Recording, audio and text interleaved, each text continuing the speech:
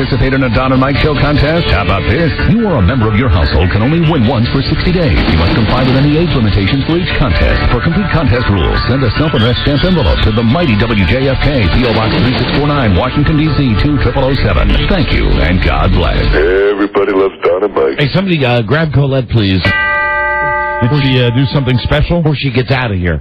No, all the office employees get to leave at 3 o'clock East Coast time, and She's on her way out now. I had heard that Colette was sampling some Jesus juice up front earlier today. Really? Yeah. Well, it's the day before Thanksgiving, and having a little wine, little grape, small glass. right. Happy Thanksgiving. Here she comes. will be in touch. Hey, Colette. Hi. So, happy Thanksgiving. Thank you. Happy Thanksgiving to you guys. Aren't you glad to get the frig out of here? Yes, I am.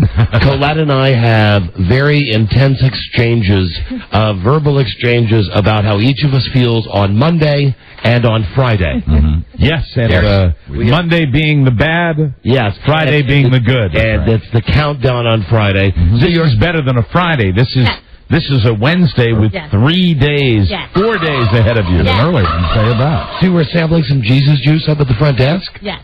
And how Good was for it? you. It was delicious. Wonderful. All right. Thank Well, you. have a great weekend, Colette. Thank you. You guys too. Happy Thanksgiving. Okay. Enjoy your Bye. turkey. Now I'll say what it is. Bye. Yes, Get the frig out of here! there she goes. Don't look back.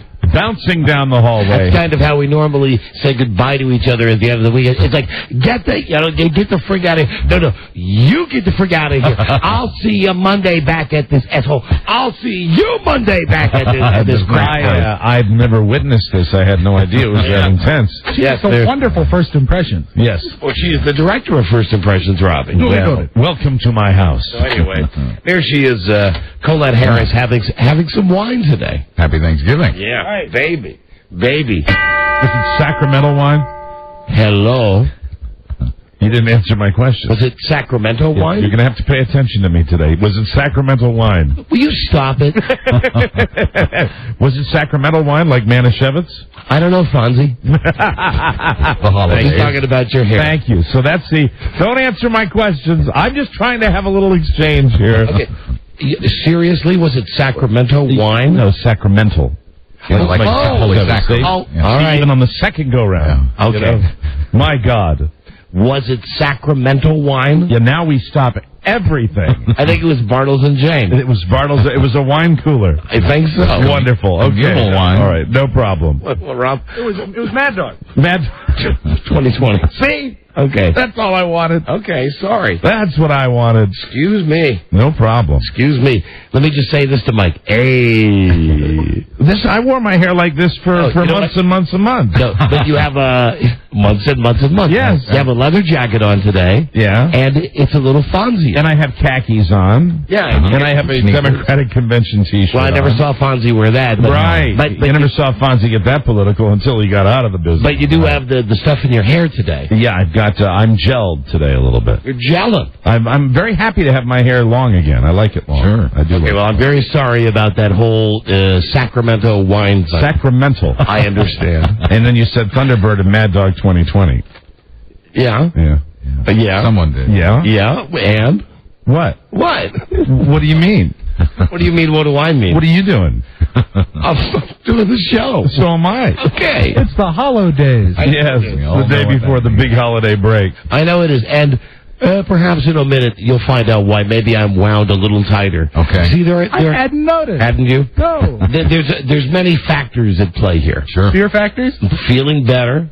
Yes. I really, I almost wish, especially with the news that I heard today from my wife, I almost wish that we could work the rest of the week. That's how great I feel. And go ahead with your gum. You didn't even know I had it. Can I tell you something? Gum? You did not know I had it. No, I didn't. No, I didn't. I didn't know that you had it. I saw it in the office, though. I saw the gum in the office. Yeah. Okay, all right, Fonzie. You still can't tell that I have it. Sneaky Fonzie with the gum. I got big chipmunk cheeks, and I can hide it anywhere. Now, you know what, Mike? That's being a pro. Yeah. That was all I was saying was sometimes hearing someone chew on the radio, you're not known for those type of things like me. I blow my nose on the radio, do all this. You don't. Right. Yes, I know. I don't make sounds. You turn off the microphone when you cough. But you turn the world on with your smile. Okay. Okay. Okay. How about some groaners, Mike? Yes, I'd love to hear some. Would you love some? Yes, absolutely. Hello, I'm Scott Shannon. And I'm Milburn Drysdale. I'll play your game. I'll play your silly game. The holiday. What, Rob? What? It's a holiday. Breaking the boy's Where's the heart. funny voice? You come up with a character for this bit. I create the bit. I'll do it. Hello, and I'm Scott Shannon. And I'm Milburn Drysdale, president of the Commerce Bank of Beverly Hills and personal banker to Granny. Who? Granny. What cowgirl is known for soothing New Age music? Which cowgirl? Yanni Oakley. Almost got you with that. Hello, I'm still Scott Shannon. And I'm Milburn Drysdale. Who's the fattest girl on Sex and the City? Sarah Jessica Porker. Oh. Oh, wow. You're giving it away. Hello, I'm still Scott Shannon. Last one. And I'm Milburn Drysdale. Completely lame groaners. Where do the stars of Wise Guy find great bargains? Where?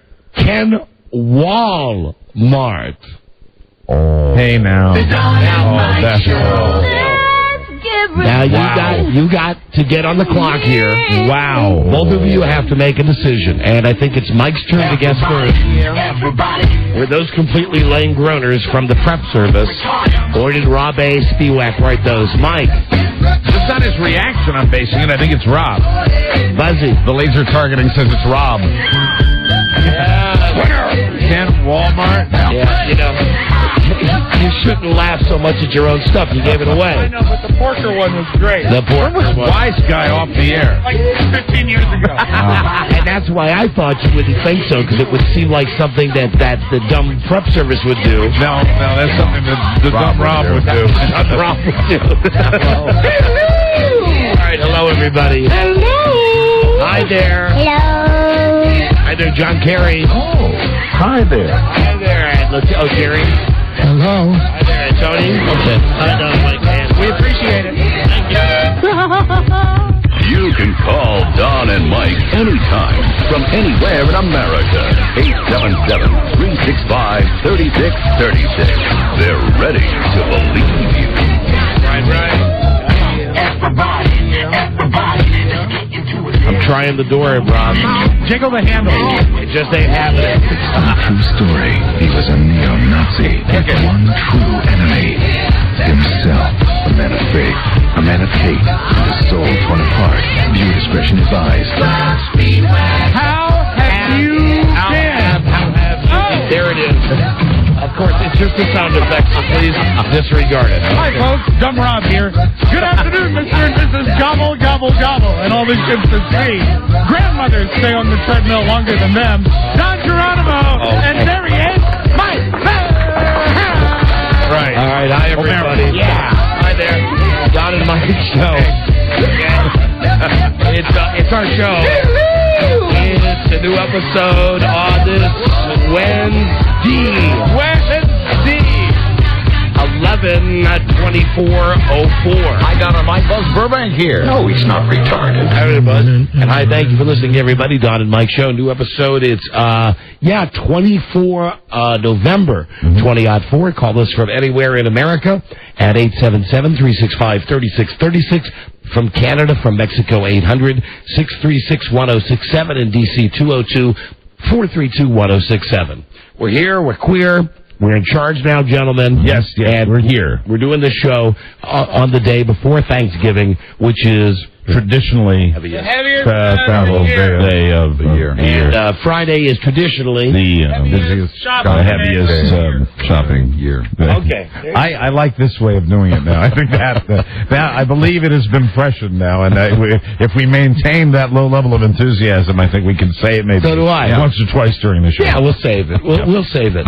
So It is heavy though out there. I mean, really, we all experienced it. Today. Yes, we did. Yeah. listen, we've got so much. We've only got like 25 minutes here in the opening. We could all take a second to talk about all the morons out on the road They're today. out there. Amazing.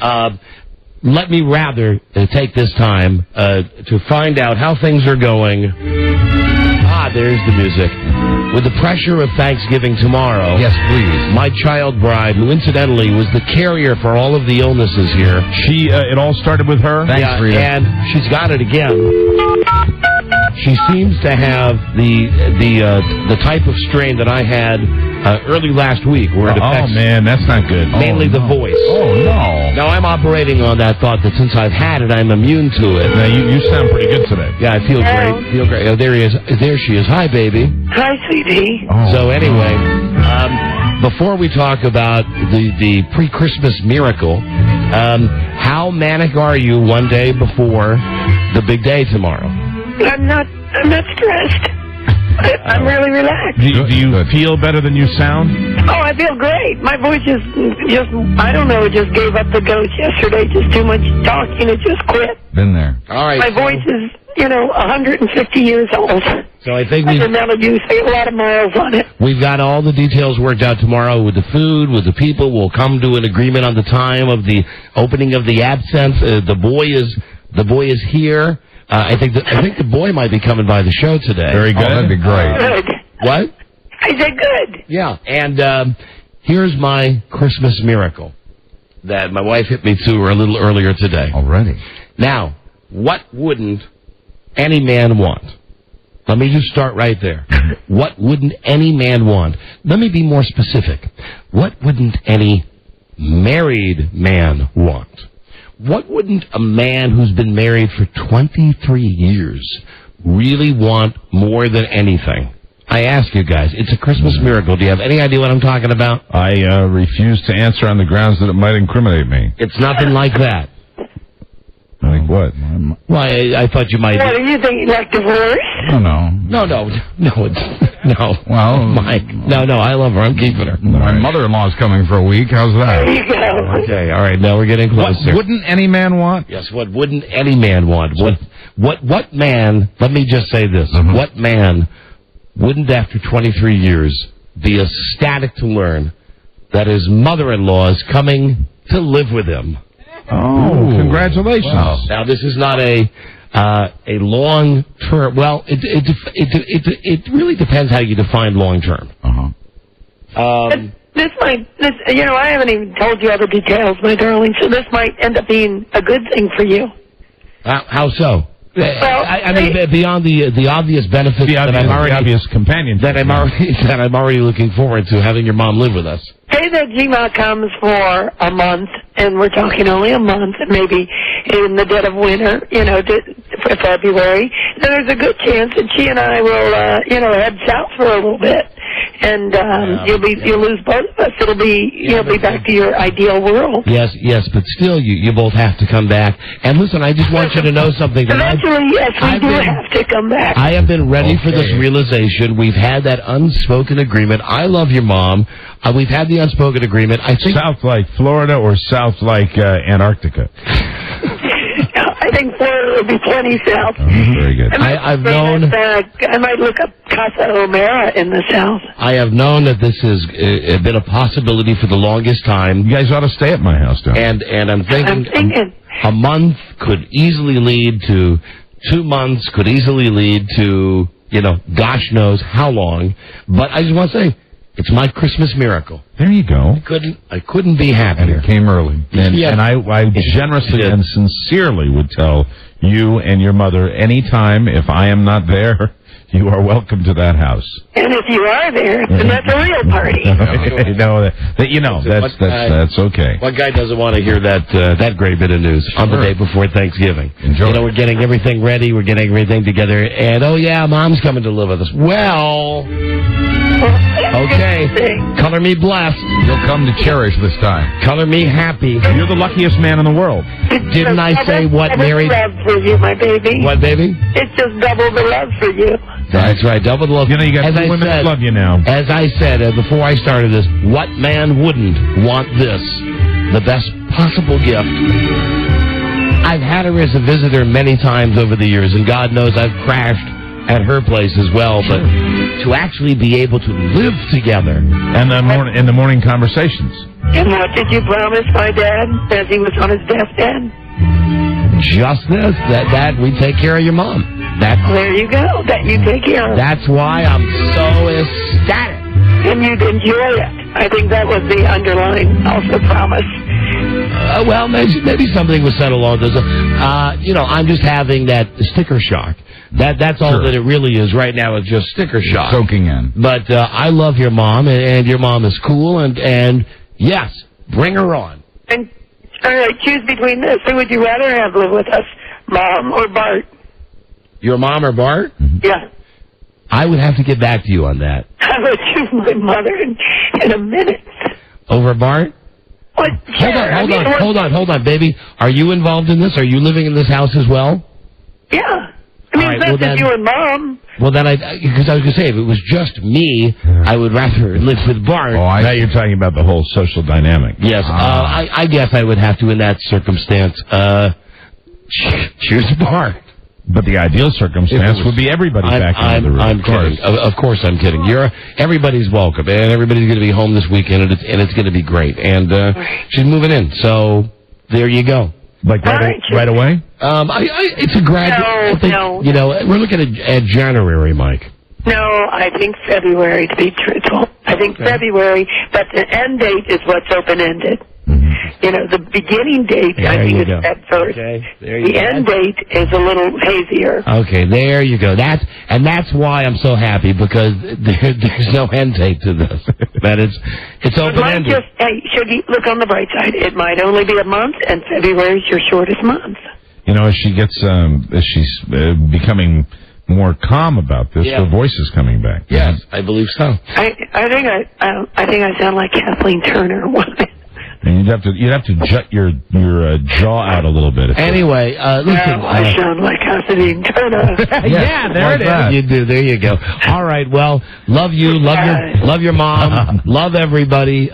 Looking forward to our big Thanksgiving thing that we're doing tomorrow. And what can I say? Here I am. Happy Thanksgiving, everybody. There you go. All right. Very nice. All right. I love you, Thank baby. You, Kathleen. I love you too. All right. I'll see you. Bye, honey. So.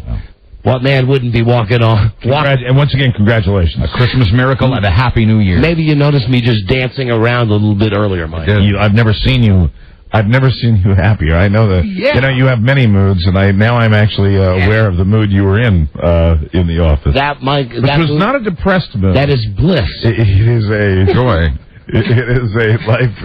Life is kind of goofy. Yes, it is. It's like one of those things. Who knows? Who knows that it's ever going to be called in? You know what I mean? It's one of those things. Yeah. You say it and you mean it, and God knows I mean it from my heart. But then when the marker's called in, I think when you get up to the pearly gates, these are the kind of chips that are going to come in handy. You think so? Yeah, I think so. All right, so that's my big news. And anyway, this is what families used to do a million years ago. This is the way families used to work. Like the Waltons. You take in the elderly at the end of it. Right. You don't throw them off into a home or something like that. No. I say that with my mother comfortably in New England, closer to my sister. In a home. Listen, also I'd like to invite in now as much goodness as there may be in that thing with my mother-in-law, because I do really love her. And, I know. And to be honest, when her dad, Freda's dad, passed away a couple of years ago, one of the discussions we really did have on his deathbed was, take care of Mom, and I love her. I'm happy to. Now, having said that, I do have some worries about this. There's a guy named J-Dubs. Yes. He works here at the station. He has his own late-night show. He's on with Ron and Fez. He's on with Hefe. He's a goofy guy. He's been hanging around for a while. Right. And here he is. Hi, J-Dubs. Whenever he comes in here, it's like he's going to a funeral. He knows he's going to get it. Well, now, listen, I just want to say, this is initiated by J-Dub. Okay. What I'm going to offer up now. He's also my general manager for my fantasy football team. Congratulations. Thank you, Rob. Thank you. So it's J-Dub's idea. Now, J-Dubs is a Detroit Lions fan. Big time. He's got the tattoo on his arm that says Lions Super Bowl Champions 2004. Can we see that? Yes, and I also got the other tattoo of the Lions and Redskins score. So because he bet on that as well. So there's the Lions, Super Bowl champions, 2005, and then there's the score. That's a real tattoo. You got it right on that bicep, like almost near the underarm. Now, I talk with J-Dubs about football all the time. I'm a Packers fan. He's a Lions fan. We've had good conversations about this. Right. We're down in the parking lot today, and he says, what do you think this weekend? Because I know the Lions are playing the Colts. Right. I said, you're out of your mind. The Colts are going to kill the Lions. Mm-hmm. He says, I'll do any bet. I'll do any stunt that you think of. Now, at first I said, Dubs, we're not into that now. We don't have people eat dog food to vomit anymore. Right. But then he said, no, really, I want to do anything you come up with. Now, I'm going to offer this up. And as nice as I was, maybe you thought I was a moment ago talking about my mother-in-law, because really I do love her, and it's just radio crap. I'm happy to have her come live with us. Yeah, right. I really am. However, this is pretty cruel. The bet that I'll offer you is this. Okay. Being as I have nothing going on, the Colts, I don't care about them, I'll offer $500. However, if, in fact, Detroit loses to Indianapolis, I would say that you'd have to get the word Indianapolis tattooed on your forehead backwards, so whenever you looked into a mirror, you saw the word Indianapolis. I don't know if I can get a forehead tattoo. Okay, well, now, it was your idea. Yeah. You said... Now, are you willing to modify the bet at all, or is that a final offer? I mean, I don't want to let the boy escape with that. Perhaps you lower the dollar value and come up with, something that's not as... But the forehead, or I'd be glad to raise the dollar value for the forehead. How about lower the dollar value and put it on all the way across my back shoulder? Like in huge letters, like a prison gang tattoo? Like a jersey would Okay, listen, then I'm not lowering the money, because that... Can I make a suggestion? Sure. Because I love bets, and I'm pretty good at bets, too. Yeah, you are. Could it be, as opposed to Indianapolis, could it be Indiana loves me? Well, I do like Indianapolis, though. Well, Indianapolis is big. Just because it's big, and who the hell ever has anything on their body that says Indianapolis? No one. And would it be? Would the letters be shoulder to shoulder? Shoulder to shoulder, yeah. Like on the back of a jersey. Yeah. Don, I would say the letters would be equivalent to the numbers that he's got on his shirt. Correct. That size. I could have that done on the show. Yeah. And I just want to say, again, for the record, I didn't approach this lad. He's a nice dude. I talk with him all the time. He loves radio. He comes to me. I want to do anything. So and what's wrong with you?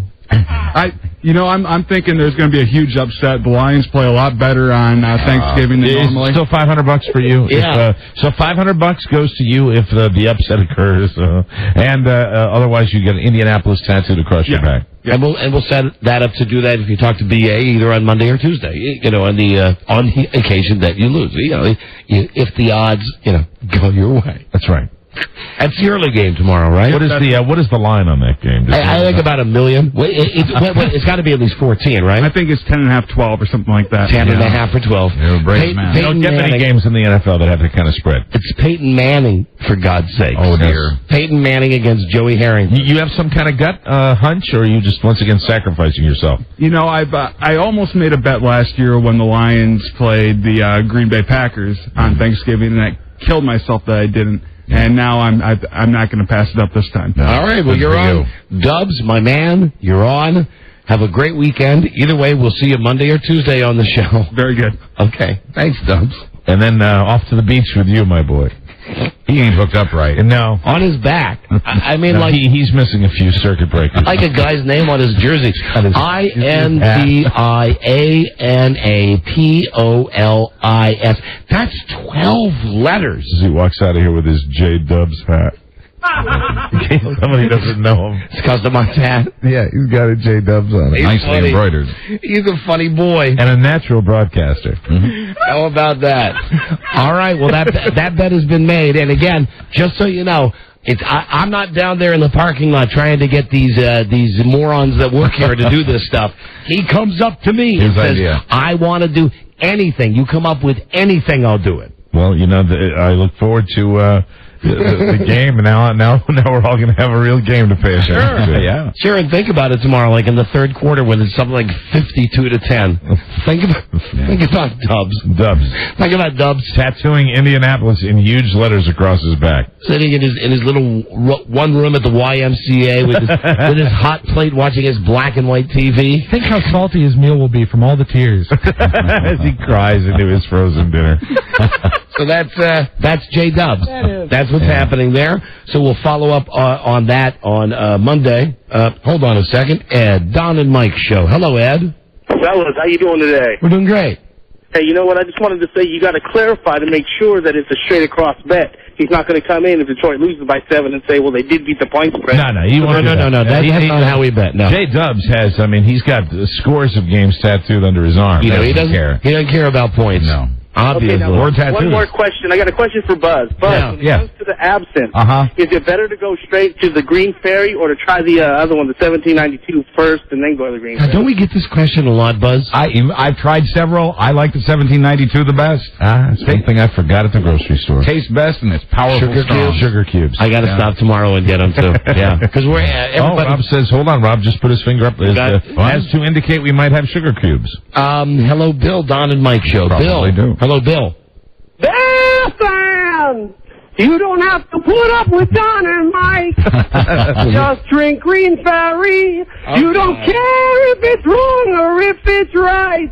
There, fam! Nicely done. Thank you, my friend. Plenty of sugar cubes for you gentlemen to split. Yes, we will split it right down. We'll get a bag or something like that. Hey, Pat, Don and Mike show. Hello, Pat. Hi, Don. Hi, Mike. Hi, everyone. I wanted to be the first of the gaggle of gals who wish you all a happy Thanksgiving. Well. Goodbye, Turkey. My attorney will be in touch. Thank you. Thanksgiving. Nice gaggle. Thank you, Pat. And thank you for your show. I get it. We get it. Very cool. good. Okay, somebody does. Happy Thanksgiving. See you later. Okay. Thank you for the call. Thanks for calling. Hello. Pat, I get it. I still go back to Hi, that. Pat. Hi, Pat. What's she doing on this day? See, now that I got that thing about my mother-in-law out of the way, yes. Now if you threw that thing to me about the Sacramento wine, right, I'd be right there with you. Oh, so you, yeah, well, I had no idea that was on your mind. And I didn't tell you. I would give you a hard time if I'd known that was on your mind. Jesus. Because I don't want to tell you stuff like that in the office. No, of course not, and I didn't know. Now I know you were giddy because of the good news.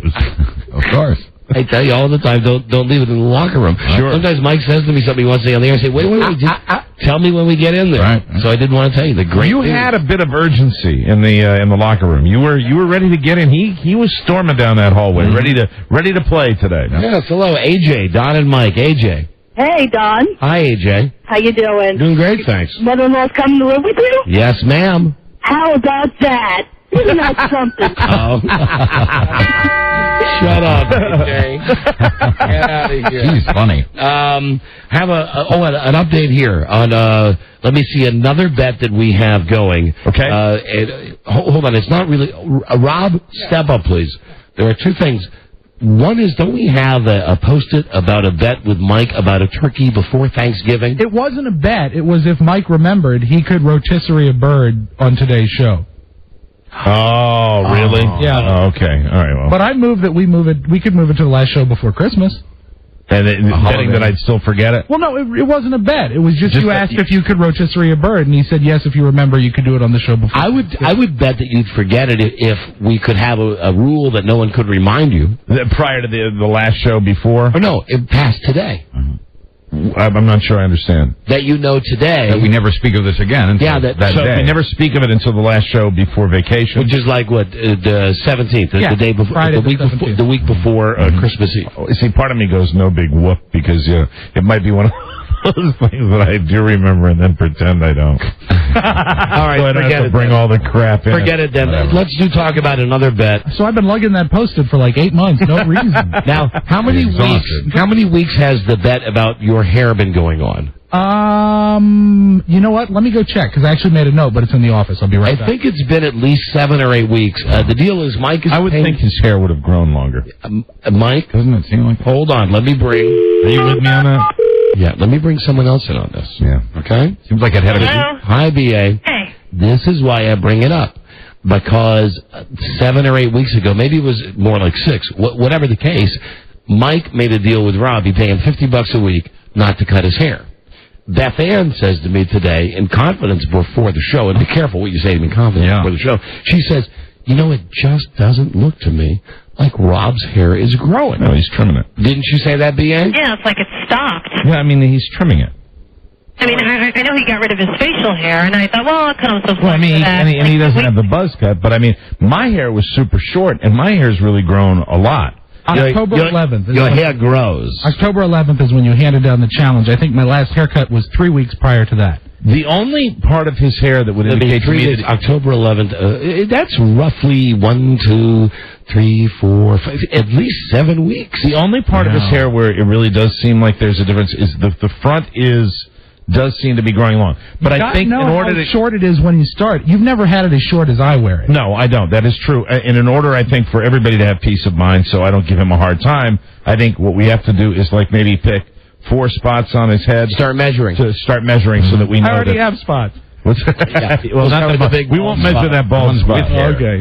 Oh, one of those. So Beth Ann was like me, because I was kind of coming in here and looking at him every now and then and saying, "Man, it just doesn't seem as long as it should be." You would be surprised if you looked at the photo on DonandMikeWebsite.com. Right. Then you would see how short my hair. He was high and tight when this started. He was like skin tight on the side. And the reason that we're not putting a picture up now of Rob is that really there's not enough growth. You'd look at the picture and you'd say, well, the growth. It's a little longer, but if you hadn't gotten your haircut for 3 weeks and then we've added 7, that's 2.5 months without a haircut. I will also say, Robin, and you can go along with this if you choose to, that I am willing to continue this until our next break after Christmas. Absolutely. I mean, I'd like Rob. Let's earn that money. I'd like Rob to be a hippie. What I'd like is a ponytail. Yeah, you know, that would be.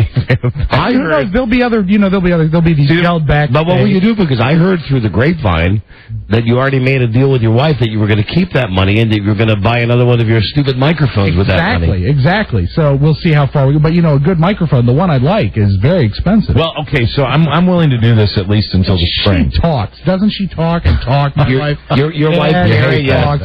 So my wife, Freda. I know she told you about my gray hair too, which is something I never knew about. Well, until that time, though, I believe we need to get some sort of ruler, and I wouldn't mind BA being the measurer. All right, Beth Ann, how about on Monday you come in and start measuring Rob's hair once a week? We'll need some calipers. Yeah.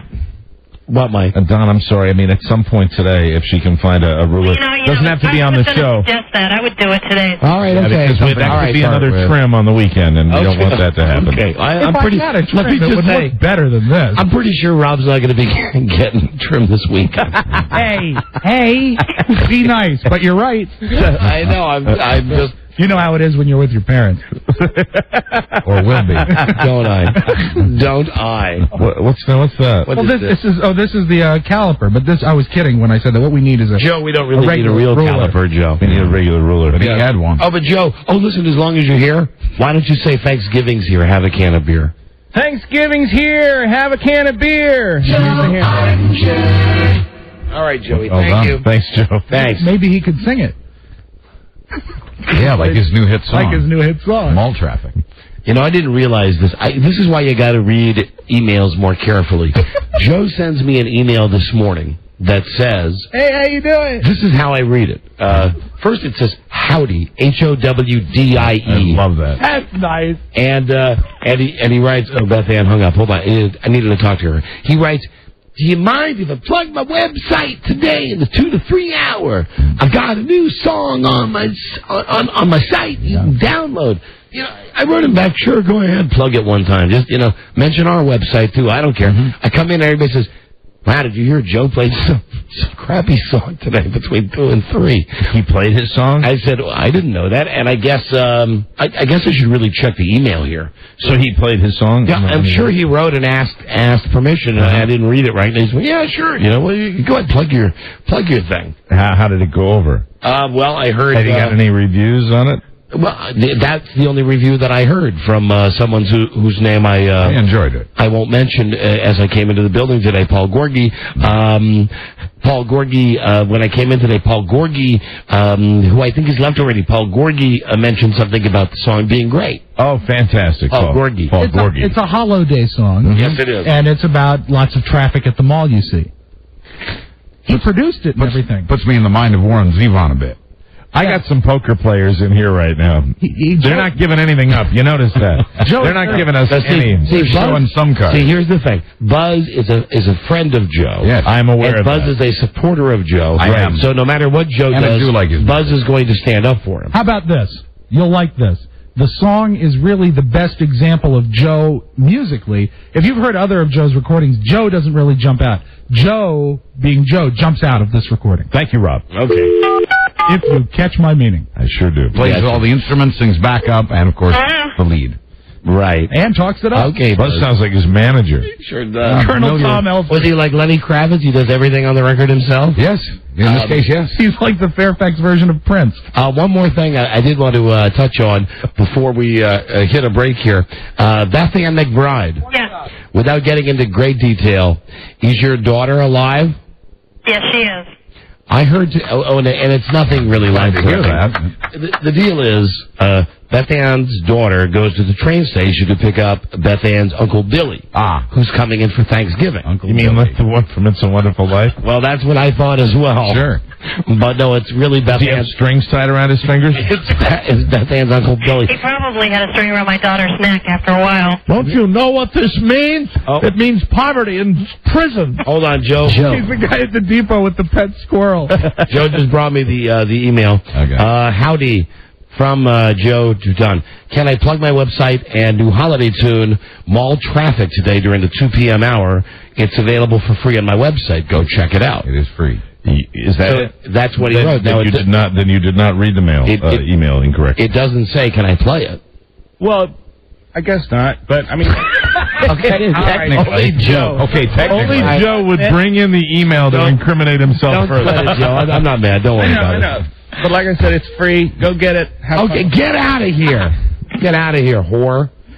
Stupid whore, Joe. He's giving only traffic. Do you guys realize the pure Joe moment we just had? Yeah. He brings in the email and hands it to you, and I'm saying, oh, well, this will exonerate him 100%. Yeah, and he hands you the email that does the opposite. The damning evidence. Oh, that's good, but I want to hear it. So, Beth Ann. Yeah.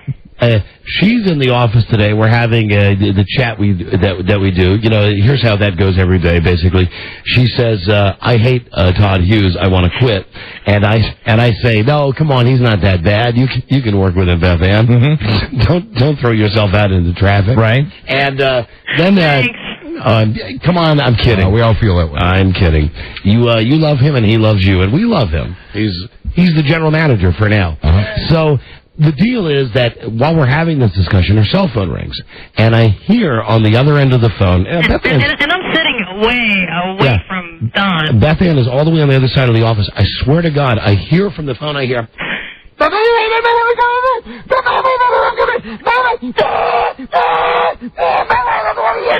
Wow. Keep in mind, Beth Ann's daughter is the same age as my kid. Okay, she's 19, right? Yeah. What's all the nervousness? She's lost. Down by the train station? No, she's not even. She got him because I was worried about her getting there, but she got there. She picked him up, and she's on her way home from Alexandria to Fairfax. Where you live, right? Oh. And all of a sudden, she's in Arlington, and she doesn't know where she is. Oh my God! I mean, like this girl was flipping out. And at first, she was very angry, and she was screaming, and then she started having her nervous breakdown and was weeping and sobbing, and I thought, are you driving? Yes. Jennifer, I can't have you driving when you're this emotional. Where's Uncle Billy? He's right behind me. How old is Uncle Billy? 80. Oh, 80. Dear. Are you serious? He's that old? Yep. Oh my God! Yeah, so obviously Uncle Billy couldn't take the reins of the horseless carriage. Maybe he could. I mean, 80-year-olds can drive it. I'm sure he was a little upset. Well, yeah, it's crowded. I really don't need this S. Oh dear! Oh my! Well, it's the holidays. Well, Beth Ann, it's almost an hour later now. Do you have a report on Jen? Did she make it home? Yeah, they were on their way to go grocery shopping for a couple things she needed to finish tomorrow's dinner. Any chance of them getting lost on the way to the grocery store?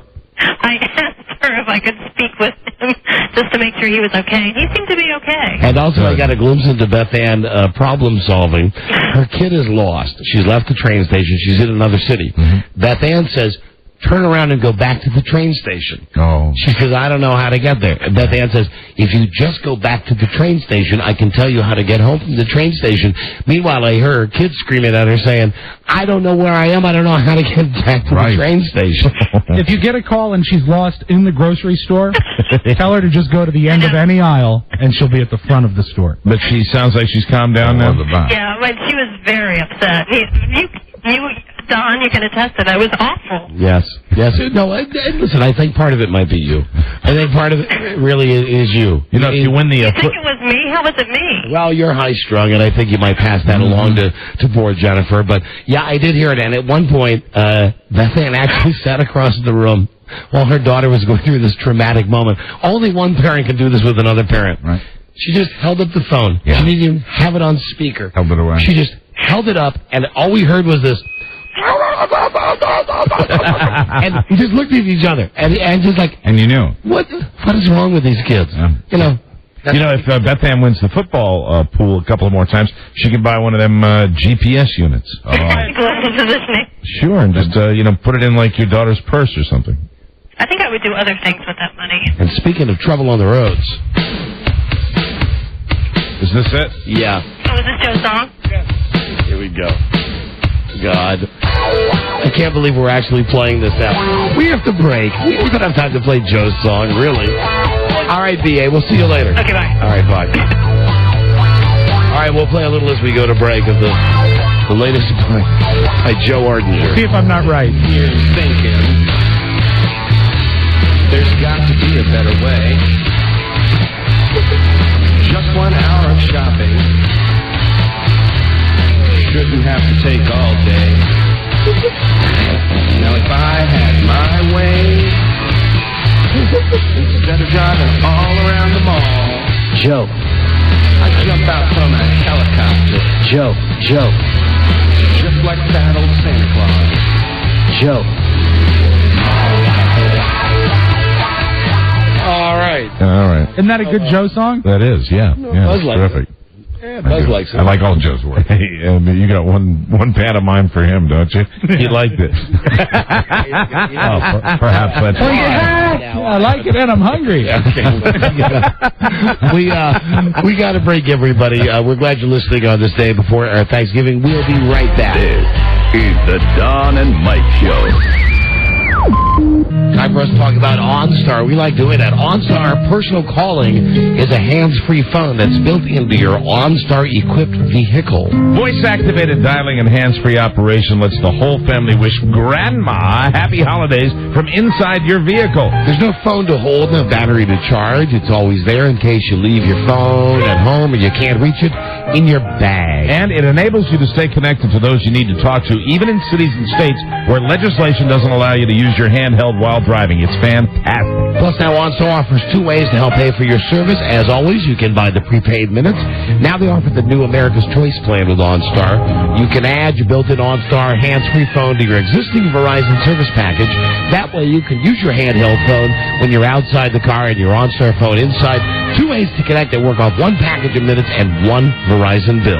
If you have OnStar, press the blue button to order minutes.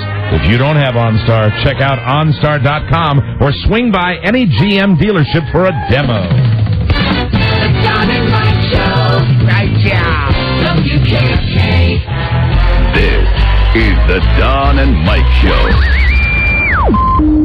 So you guys got a big Thanksgiving planned? No, thank God. Just a long weekend with nothing to do except the 3 F's. Food, football, and making love. The Don and Mike Show. You are stupid, and they are not. The Don and Mike Show. Right. Oh, listen. It's an NFL weekend that starts tomorrow. Is this not the best week of the year?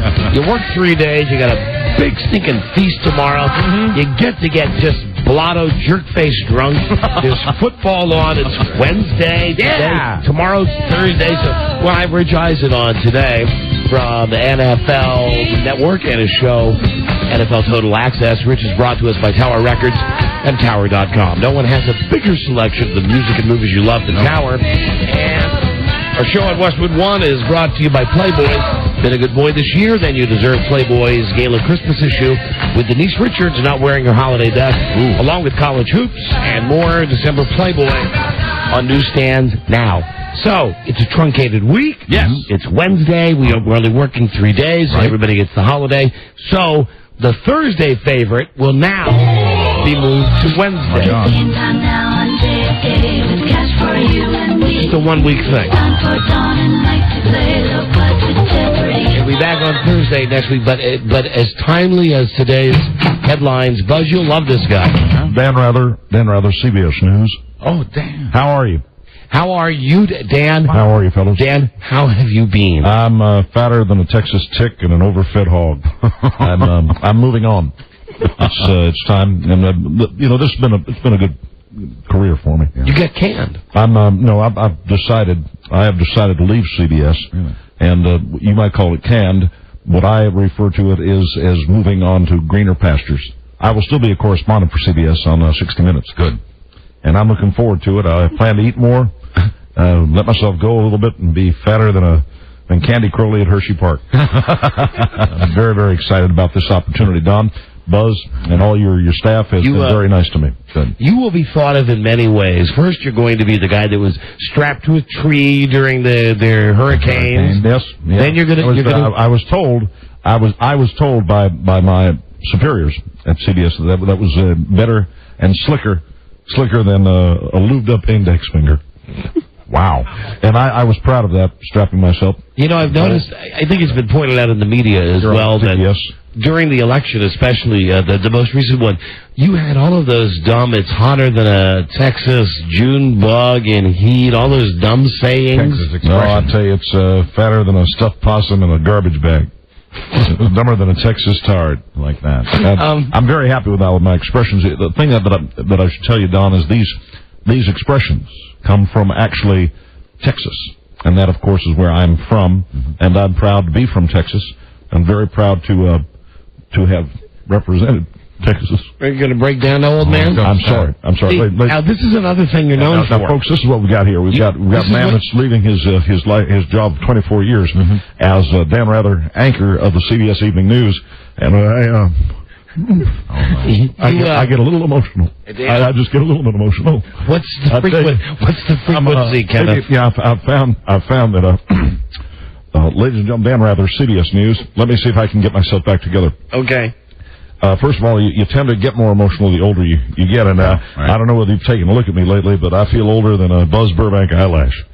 Wow. Some of these remarks are older than the mold in Cronkite's bathroom. I'm very happy. I'm very happy with my career, and I believe that the CBS News.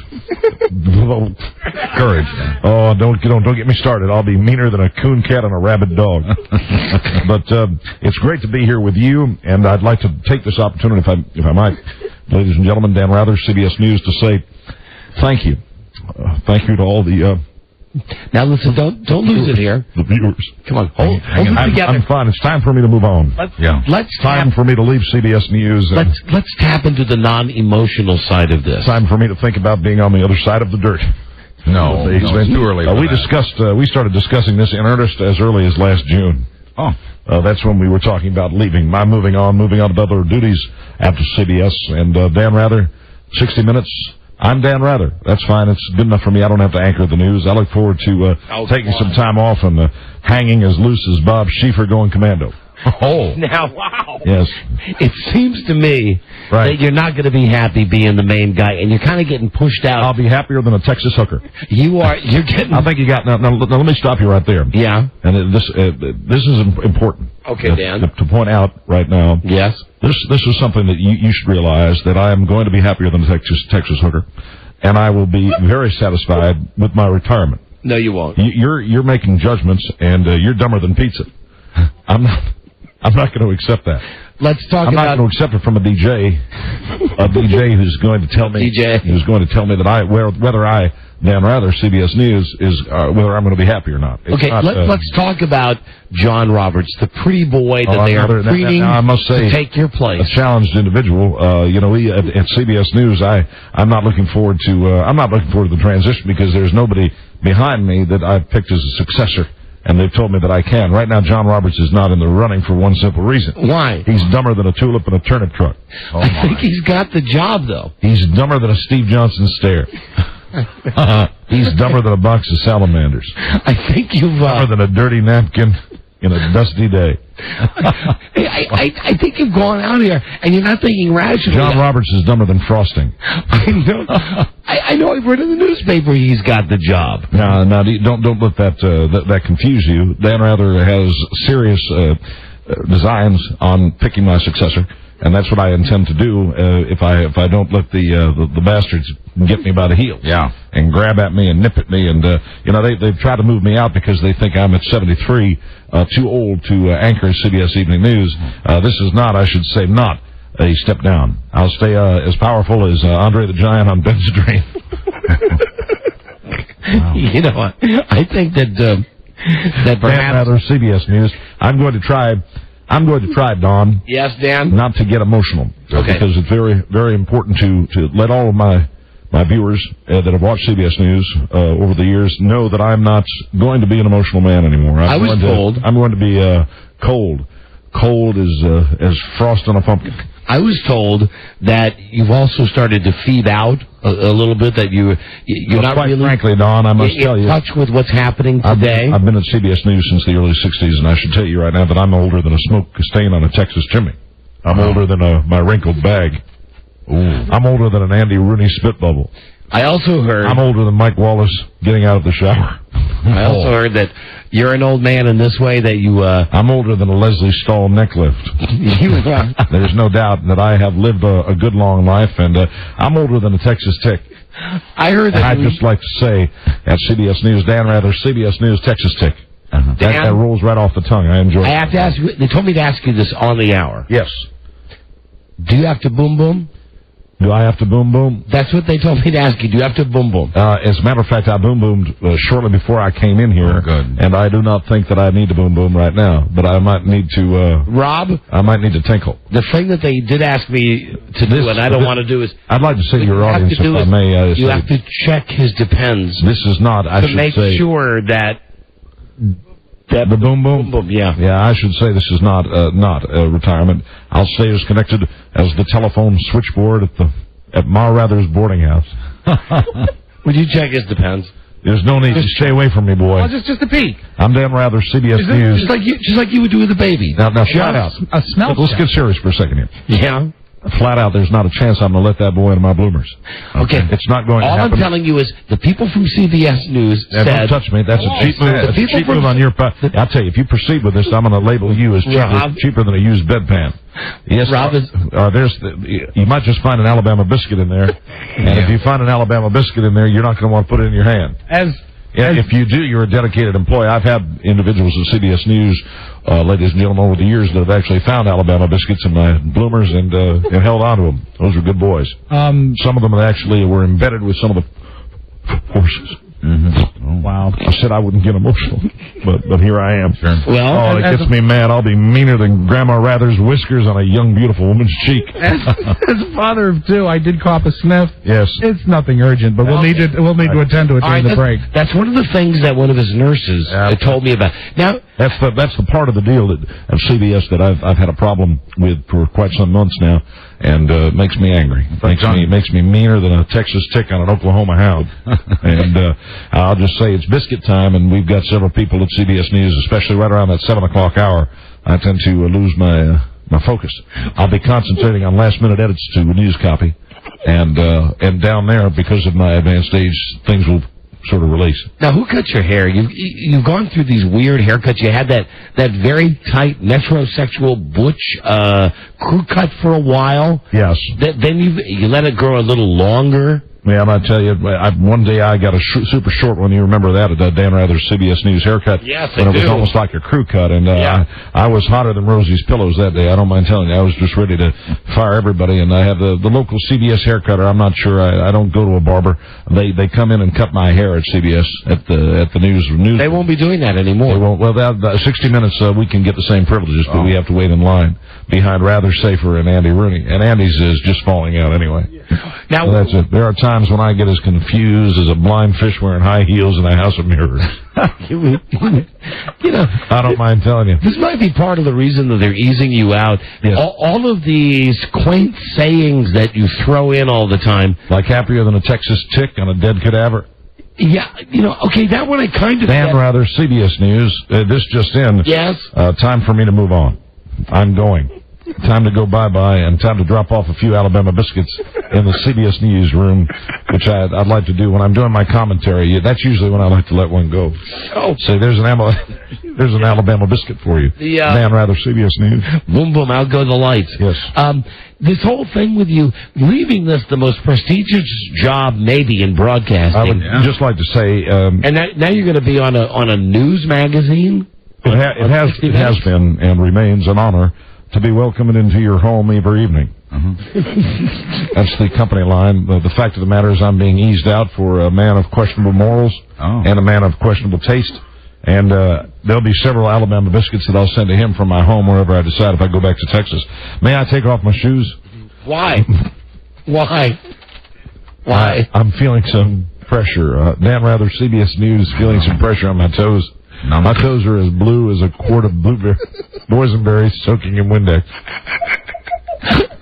I have blue toes. Wow. Boysenberry soaking in Windex. Dan Rather, CBS News. That's blue, man. I'm a diabetic. Wow. No way. Yes, I've... be proud. My toes Be proud. And, be proud. A lot of people deal with that. The folks at CBS News, ladies and gentlemen, want to make sure that they got me out of there before I had to have amputated feet. That's actually the reason they've moved me out. And, I'll tell you, they're fatter than Michael O'Mara on a treadmill. It's Dan Rather, CBS News. Looking forward to moving on to greener pastures. And I tell you, I might do more radio. I'm happy doing radio. You can come in wearing a T-shirt like you boys do, and you don't have to work out as much as the normal guys. And I think this could be a fun thing, a good greener pasture for me. Have you talked to Brokaw? They pushed him out too. Brokaw's sent out. He's not hitting on all 8 cylinders. Unfortunately, he's a little bit slow, a little slower than he used to be. What about Peter Jennings? He's slower than a Texas tick on a field of daisies. What's that? What is your fascination with Texas ticks? That's my favorite expression. And you're fatter than a Texas tick and an Oklahoma hog is an expression we've used in Texas for quite some time. Dan Rather, CBS News. Peter Jennings is a fag. My sugar diabetes is not the reason for my firing. It's not? But if I eat another pecan pie, I'll sleep till Hanukkah. Dan Rather, CBS News. I can't load up on the sugar products.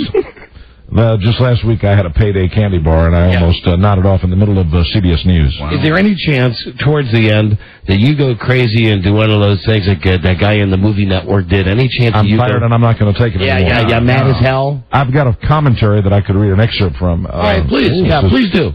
This will be my final CBS Evening News broadcast, Dan Rather, on CBS, ladies and gentlemen, and I should tell you that the people that have moved me out are, in fact, members of the Communist Party. Wow. Now, I have that on good authority. They are. Now, you're talking about, the president of CBS? I stand by my story that the president forged those documents as well. Of the National Guard thing? Yes, the hand of Laura Bush was responsible for those. I believe she forged those documents. That's why they're pushing you out, because you won't let that dumb thing go. I don't let things go. I believe in my sources. I believe in everything that I've done at CBS, and I'm very confident. Dan Rather, diabetic. If I drink a Slurpee, I'll nod right off and bump my head. You are madder as you are as mad as a Texas tick. I'm as mad as a Texas tick under the foot of a stormtrooper in Southeast Asia. Wow. What? I didn't understand that one myself. A Texas tick on a slow day. Yeah. A Texas tick on a hot night. A Texas tick under your thigh or under your earlobe, biting the flesh on your neck. Ladies and gentlemen, these are tough times. And no one understands that more than I, Dan Rather, CBS News. And I will tell you, Texas ticks are nothing to be messed with, especially if you happen to be in Texas. Should be a very good time. Uglier than warts on a Band-Aid. Fatter than a boil on a buttock. Dan Rather, CBS News. And the signs behind the desk of the news desk at CBS say no Snickers. Got to keep the blood sugar levels equal. Oh, okay. All right. No, I didn't know if they were saying no laughing or if they're saying you can't have the candy. But I'll have biscuits and sausage gravy with you anytime. Don Geronimo. Thank you, Dan. From Dan Rather, CBS Evening News. Thank you very much. I'm as mad as a Texas two-stepping tick caught at the Austin DMV with no number. Wow. A Texas tick. Yes, I like saying Texas tick. Let's take a call here. Oh, we have a champion, so we need one challenger to play low-budget Jeopardy. I've been informed that most of your listeners are dumber than a gagged jackrabbit. But I'll participate because that's what I do, trying to do what I do. And who are you again? Dan Rather, CBS News. What's the frequency? 73 years old. Is it boom boom time? Boom boom time. Time for the Alabama biscuits. We're going to sit down and eat some. Okay. I feel like that. Most of them are overdone. 877-365-3636. First caller right now gets played the game with Dan. That's a fine time. My blood sugar is higher than Mike Elston on a holiday in Amsterdam. Wow. This is the Don and Mike Show. Why don't we let Jeff Greenfield have a go at it first? No, let me have a go at it. Go ahead, David. I wish to say that we all look forward with great pleasure to 4 years of wonderful, inspiring speeches, full of wit, poetry, music, love, and affection. Sounds more goddamn nonsense than the other is that... You can't say that on the air, Mr. Greenfield. Well, I'm not on the air. I was amused to have to read that Ross... David, let me just go in and say, we are on the air. The Don and Mike Show. Many fancy them as eccentric. Yeah. Don and Mike. Hey, for all things about this show, www.donandmikewebsite.com. That's the official website of our show with daily logs and audio downloads and pictures and affiliate list and everything you need to pick the pros. www.donandmikewebsite.com.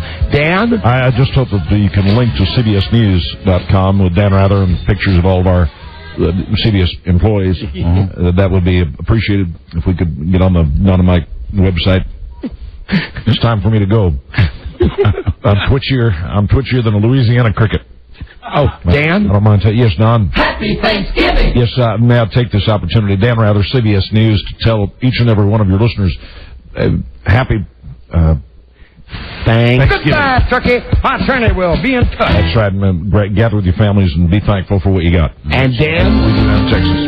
Exactly what are you thankful for this year? I'm thankful that I've lived another year. I'm thankful that I'm able to work through a great operation. You just got fired, dude. Oh, you made it cry again. Now, Dan Rather, CBS News does not cry, but I feel the emotion welling up inside of me. I'm not thankful for a goddamn thing. There you go, Dan. And I wish them all death. Let's play Low Budget Jeopardy. Dan Rather, CBS Evening News. This is Low Budget Jeopardy. Now entering the studio is a software engineer from Fairfax, Virginia. Let's say hi to Chris Menacall. Hello, Chris. Hey, guys. Hey, dude, what's happening? Thank you for listening. And I'm thankful that I still get more stink than Don Hewitt. And now entering the studio is our second challenger, an office manager from Alexandria, Virginia. Ladies and gentlemen, let's say hi to Leanne Terry. Hi, Leanne, you're the champion, right? Yes, sir. That's great. Leanne, that's a girl's name. It is a girl. Not a challenger, it's a champion. Oh, she is a girl. Yes, she is. I'm sorry. I've neglected My apologies. to share with your listeners. She's won $47. Congratulations to you, Leanne Terry. Thank you, Dan. How would you say that being part of the Low Budget Jeopardy experience has changed your life? Well, I got an offer to do the nightly news on CBS. Dan Rather, anyone can audition for that. Hey, she gave us some material today, Dan. And I'm still twitching. Now entering the studio is the host of Low Budget Jeopardy. Let's say hi to Alex Trebek, Geronimo. Oh, thank you. Dan. Dan Rather, CBS News. Dan Rather, CBS News. Great to be by here. How are those ticks? I'm tickier. I'm tickier than an Alabama tick on a Texas tick's butt.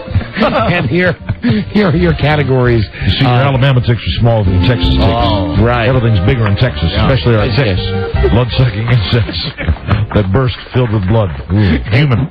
You are fascinated with ticks. Yes, I feel rich to be here. It's a rich experience, richer than Ma Rather's chocolate pie. Do you like Tic Tacs? I enjoy Tic Tacs. Do you like Thai Tacs? No, I enjoy Tic Tacs because they remind me of the Texas Tick. What about Thumbtack? Texas Tick is about as big as... I keep saying thumbtack, and I would think thumb tick. Now, hold on a second. Yeah? Must tell you that a Texas tick, if we're talking about a Texas tick, it's about as big as a lemon, and that's not engorged. So when it actually sucks the blood, it gets even bigger. It does. And if you pop one of those suckers, it'll rain blood like a Stephen King novel. I don't mind telling you. I've noticed you also have a nervous tick. It's a nervous tick. That's why I mentioned before the damn rather CBS News has a tick, kind of a twitchy tick like a Louisiana cricket. Here are your categories, Leanne and Terry, or yes. Leanne and Chris. I'm sorry, it's Leanne, Terry, and Chris. It's Chris Minnow call, and is that Chris, damn rather CBS News, is that the correct pronunciation of your last name? Good enough for me. Thank you very much. All right, look at my wristwatch. Tick, tick, tick, tick. Here's your categories, and they are all about the Joneses. The Joneses, yes, sir. This week on the Don and Mike Show. That's an entertaining program. Are these shows available on DVD? I don't know. I don't watch a lot of DVDs. Starting quarterbacks this weekend. I'm a big fan of football. And celebrity news. Celebrity news, yes, as long as we keep the paparazzi away from me. Here you go. It's all about the Joneses. Yes. This week on the show. Right. Are those shows on DVD? Mm-hmm. Starting quarterbacks, celebrity news. Chris, you're the challenger. We will start with Yee. Is he on the right side? I'm blind in one eye. Oh. I just thought I'd share that with you, so I just wanted to make sure we knew where he was. I can turn my head all the way around so I can see out the left eye. Is that where Chris is playing? And actually, he's over at what pedestal? He's on the telephone. It really doesn't matter. Goddamn. I'll start with the Joneses, LQ. Good luck to both of you. Joneses. From Dan Rather, CBS News. But did you think they were in here with us? I believed we were playing the game just like it is on the television. Did you tell that they're on the telephone? No, I thought that I was wondering why you were wearing those space-age headphones, too. I'm a little confused. Yeah. I was told this would be a television program. You're wearing headphones, too, Dan. Now? Yes, right now. Well, hot diggity damn I am, you want? There it is. My vision is worse than Ronnie Millsap on a foggy night. Go ahead, Chris. Start the game. Here we go, Chris. All about the Joneses for one. All about the Joneses. She plays Bridget Jones in the Bridget Jones movies. Who is Renee Zellweger? Yes. There you go. There's one for you. All right, you're on board and running. Chris, now it's time for you to move on to another category. How about the same category for two? There you go. That's how you play. He doesn't move on to another category? No, he has to finish this category, Dan. Oh, yeah. I tell you, I'm slower than an Oklahoma snail. She played Mama Partridge on TV. Who is Shirley Jones? Yeah, Shirley Jones. Yeah. $2 for Chris. You're doing quite well in the game. And let's close it out for three. All right, he had the 1970s hit Me and Mrs. Jones. Who is, I don't know. Lee Ann, it's your chance to steal here. Who is Billy Paul? Oh, that's an outstanding poll for you. Good for you, Leanne. $3 you tied the game. Now it's time for you to select another category, Leanne. How about this week on the Don and Mike Show for one, please? This will be pretty easy because we're only working 3 days this week. There we go. This week on the show, here you go. He was on yesterday. He is the host of Fox NFL Sunday. Who is JB? Right, James Brown, correct. James Brown, yes, fine broadcaster. $1, Leanne Terry. Well, he is. He's a fine broadcaster. I agree. We like him. He's a very nice man. Do you like Jim Nantz over at CBS? Not a fan.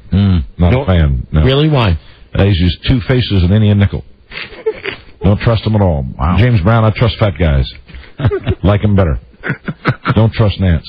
Really? Yeah. You know what we used to call him? What's that? Nancy. Really? Get it? Like he's a girl? Oh, I understand. We would call him Nancy. And I heard just a rumor. I don't like to talk trash. Jim Nance, he flirts with the news department, being in the sports department, like CBS.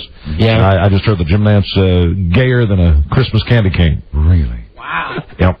All right, Leanne Terry, select again. This week on the Don and Mike Show for two, please. This crazy lady sold her Virgin Mary toast on eBay to this internet business. What is Amazon.com? Negative. Chris, your chance to steal. What is GoldenPalace.com? Right, another commercial for that stupid place. Yeah. $2 for you, Chris, and you're rolling along now. This week on the Don and Mike Show for three. Okay, he is the goofy weatherman on the CBS Early Show. Good luck remembering this guy's name. Don't worry, most of America doesn't. Leanne, your chance to steal. It was Mike Davis? Mike Davis, no, Dave Price. Dave Price, good fun man. Fun man. No, not a dishonest bone in his body. I'm actually nominating him to be my successor. Dave Price. This is the CBS Evening News, not with Dan Rather, but with Dave Price. With the weatherman for the morning show? He's got to go the full route. He's got to go to David. Yes, David Price. He's as goofy as Mac Davis on a sugar high. All right, Leanne, you're in control. And what was the dollar value of that last one? That was $3. $3 for you, Leanne. Now select again. Let's go to celebrity news for 1, please. Okay, name of the much anticipated U2 CD that is due out shortly. What is How to Dismantle an Atomic Bomb? Yeah, right, Atomic Bomb, correct. $1 for you, Leanne. Select again, please. Celebrity news for 2, please. This guy really needs to buy a sack of flour. Name of Star Jones' new husband. What is Stedman? No, oh. That's very clever. I enjoyed that. Chris, your chance to steal. No, it's Al Reynolds. All right, now, Leanne, you're still in control. Let's finish up celebrity news, please. This former American Idol winner will be on The Simpsons. Who is Clay Aiken?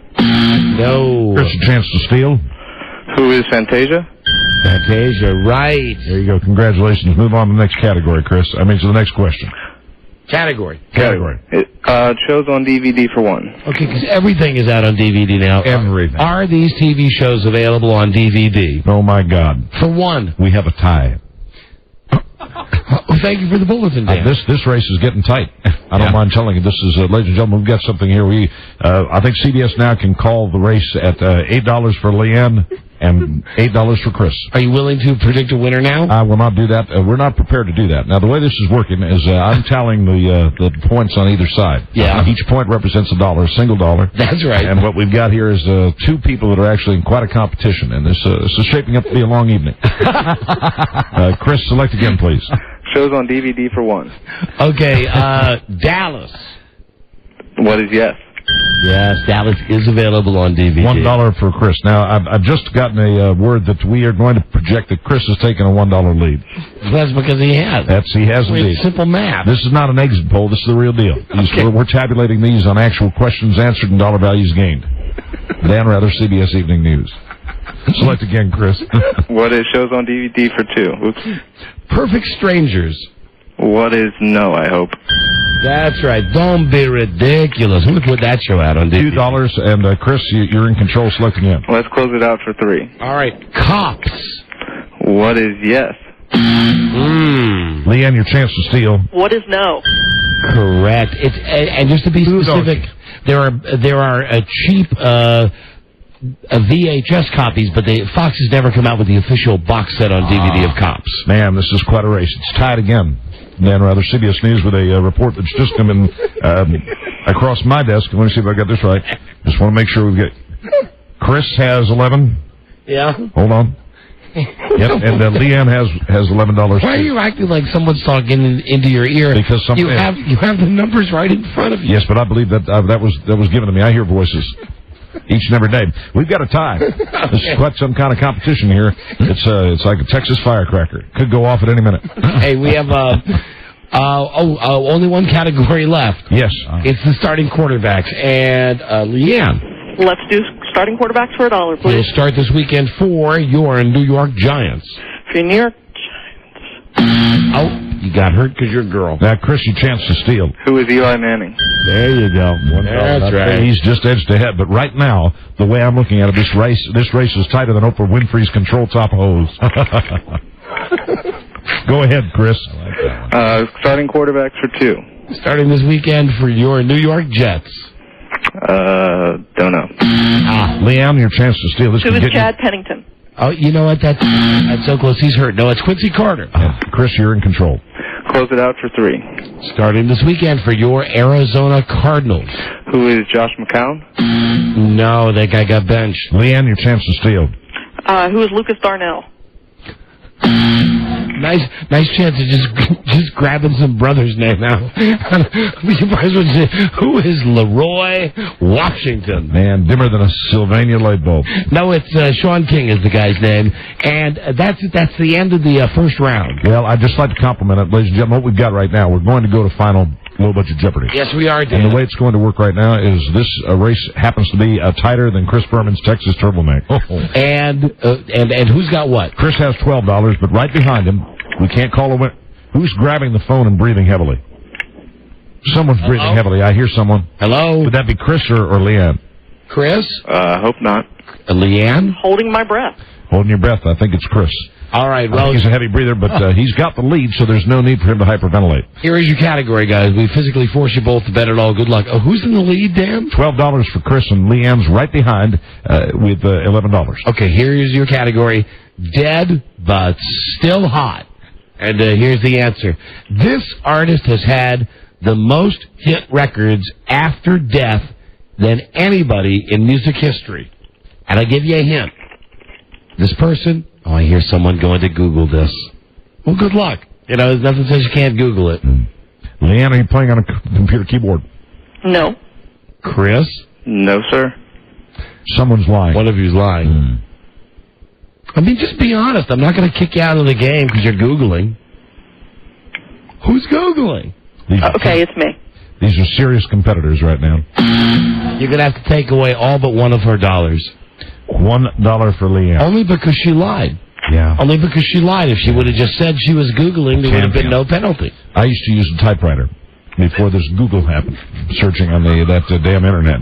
That's what brought me down. Yeah, I don't mind telling you. We're going to knock Leanne down to $1. She's still the returning champion. She still will go to final Low Budget Jeopardy and have a chance to win. Okay. This artist has had the most hits after his death than anyone in music history, beating out Elvis, John Lennon, and Jim Croce. Guys, answer in the form of a question. I don't think you can Google this one, to be honest. Good luck.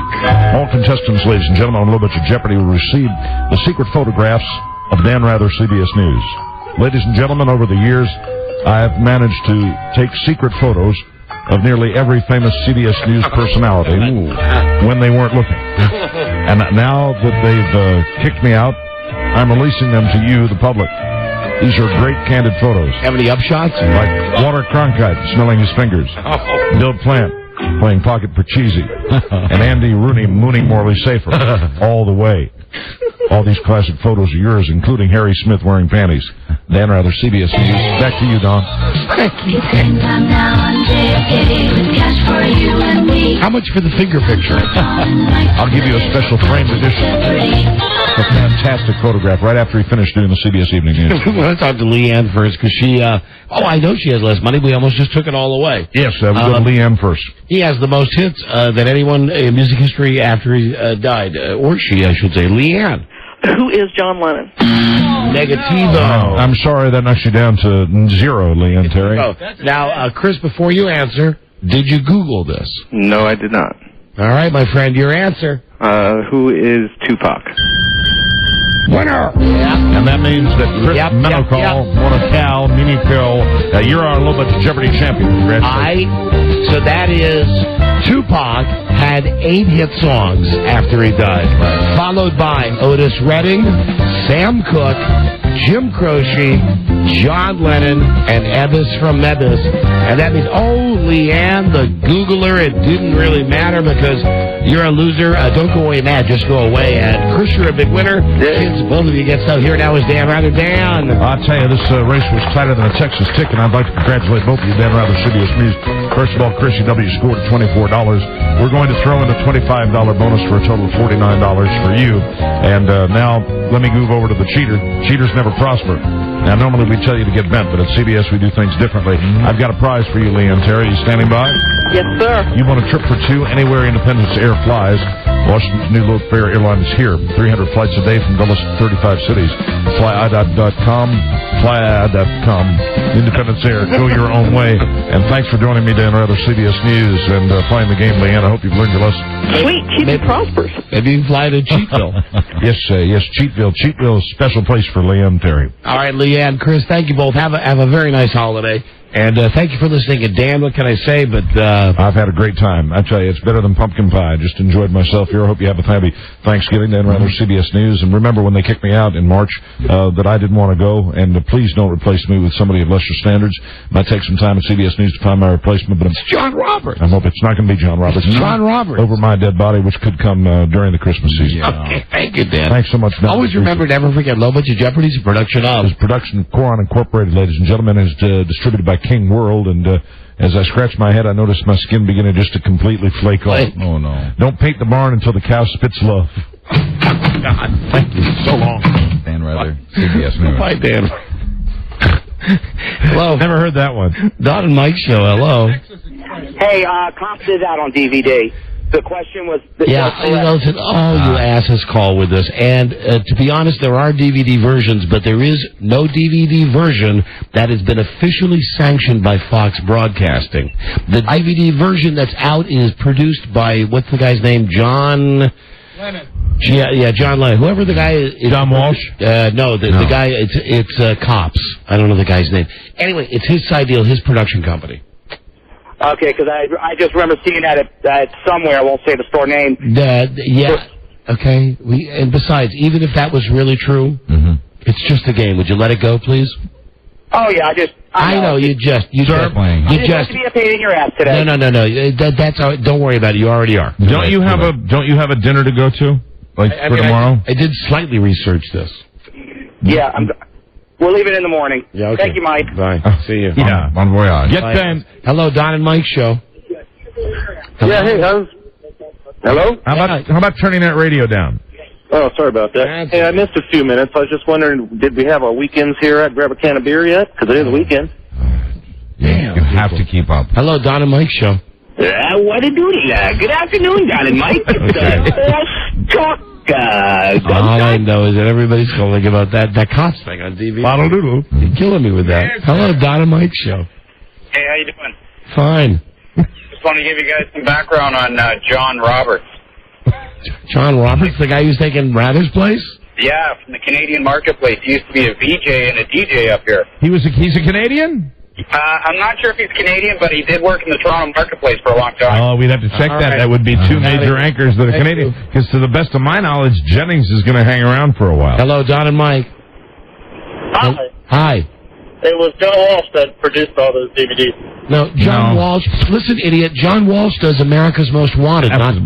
Different show. Not Cops. We know who John Walsh is. We've had him on the show about 100 times. Hello? Okay. Ass says what? That's cool. That's cool. They hang up. That's right. If they're not right, they just go away. I think the Cops DVD is produced by Joe Walsh. Oh, he's very Rocky good. Mountain Way. I think it's produced by Joe Arden here, isn't it? Actually, with his brand new Christmas hits. No, I really think it's done by Joe Mama. Yes, sir. Either way, let me just say this. Right, wrong, and different. I thought that I researched it. Doesn't matter. I just want to say now my message to everybody on this Thanksgiving, go to hell. Happy holidays. Go to hell. I'm ready for the parade. My mother-in-law is moving in with me. Yeah, give him a break. And you want to bust my chops about, I got Cops on DVD. Waddle-doodle-dee. That would make a good DVD.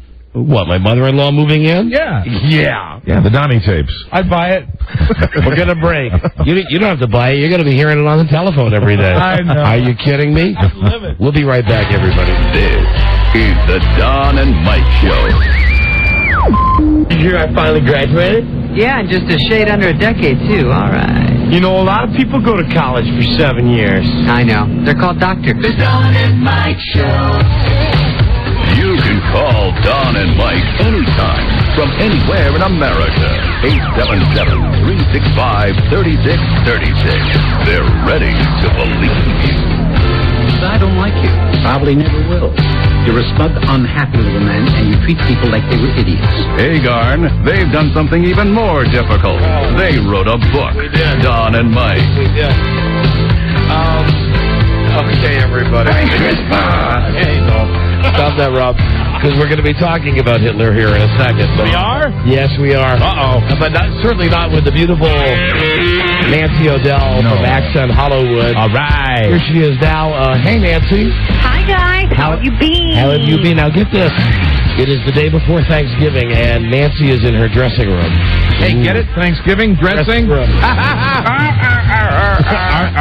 right, so I want to take this moment to say how thankful I am for you two.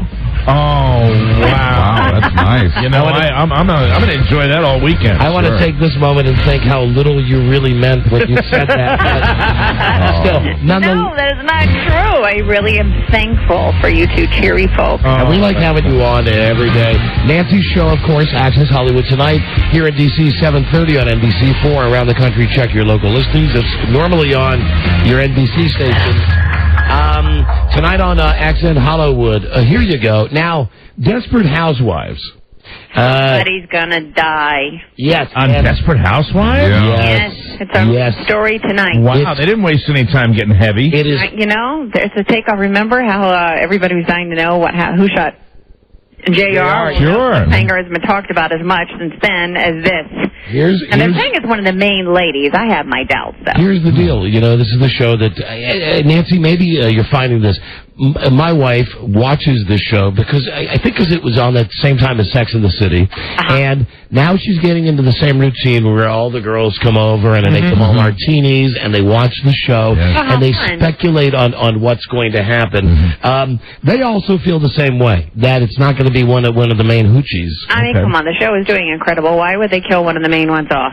I mean, this early in the season seems very odd. I know it does, unless they had originally planned it. But I think as well as the show is doing, I would have changed that plot line. All right, what is your guess, or what are you guys going to say tonight? Vegas has put odds on it. They're saying it's Nicolette Sheridan. Yeah, you know, that would be my first choice. Right. Well, you know, she has not been in all the advertisements and stuff you see in the original posters for the show. It's the other four ladies, and she's not included. So, which is kind of interesting. But I think she's become such a focus of the show because of the football thing. I imagine it's pulling her off. And plus, you know, now I don't watch the show, but from what I've seen, I guess Terry Hatcher is the main star. Right. But this girl, Nicolette Sheridan, every time I see a clip of the show, she's in every clip that they show. As long as they don't kill off the Italian girl, whatever her name is. Eva Longoria. Oh, see, you had that right on the tip of your tongue. There you go. So tonight on your show, will you? If most people think that it's going to be Nicolette Sheridan, do you have like your slimy investigative reporters trying to? We do, and actually there's one person in the office who knows who it's going to be. We've all been trying to figure out and have them tell us, and they're holding mum because the network ABC has them at the throat, I think. We spoke with Nicolette Sheridan, and all we could get out of her was we asked her if it was a female or male that does the murdering. And she said a male killer. Male killer. Maybe it's and the guy. According to our other sources, the death involves a strangling. Oh, hey, happy Thanksgiving, everybody! So you'll get a ton of more clues if you tune into Access Hollywood. Well, you know, the show started with death, and I guess death is a part of this part. You know, this part of the season too. Oh, we actually we unearthed the dead woman who played the woman who plays the dead woman, and she talked about the murder too. We're interviewing all of the cast members to see if we can read body language and determine who it actually is that's going to die, because this is very important. All right, check it out. Check it out tonight with Nancy. Nancy, have a great holiday. Yes, happy Thanksgiving, Nancy. You guys, you know what I hope you have for dessert? What? Delicious little cupcakes. Let me just say, my little marshmallow top candied yam. I wish you a happy Thanksgiving. Happy Thanksgiving to you too. Enjoy yourselves. Goodbye, sweetie. Bye, Nancy. Bye-bye. Bye-bye. Oh, yes. Here she is. That's, I think we all got a little something out of that conversation today. She knows how to play it. So there she is, and her show is on tonight. That's Accent Hollywood. Now, Hitler. Rob, don't You are the master of the segue. Don't clap yet. Wow, from Nancy O'Dell to Hitler? Mike, there's no way to make a segue on this. You know, it's the end of the week. You can't segue with Hitler. Yeah, you can. She's blonde. Shut up. Here's the deal. It's in essence for us, it's the end of the week because we're blessed enough to get Thursday and Friday off. We have Thursday and Friday off this week? Yes, we do. Yeah. So I've got to get to a lot of the stuff that I've been waiting on all week. Now, this was something I thought that I could wait on a couple of days. I can't. Okay. It's not only Hitler, it's Liddy. Oh, well, let's get started. All right. There is a newspaper in Britain called The Independent.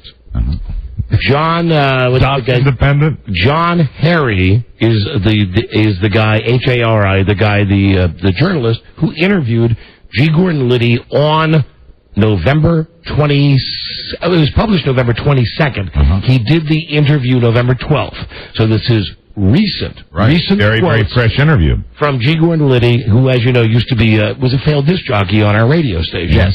And what's even sadder is that he was replaced by Bill O'Reilly, who's a fake newsman, and Bill O'Reilly is getting like ratings 10 times better than Liddy did. Slicker. Yeah, it's like, you know what it's like? It's like Peyton Manning getting hurt, and they put in Andy. Well, no, that's really not right. Yeah, you got to change that analogy. You couldn't put Andy Richter in for Peyton Manning.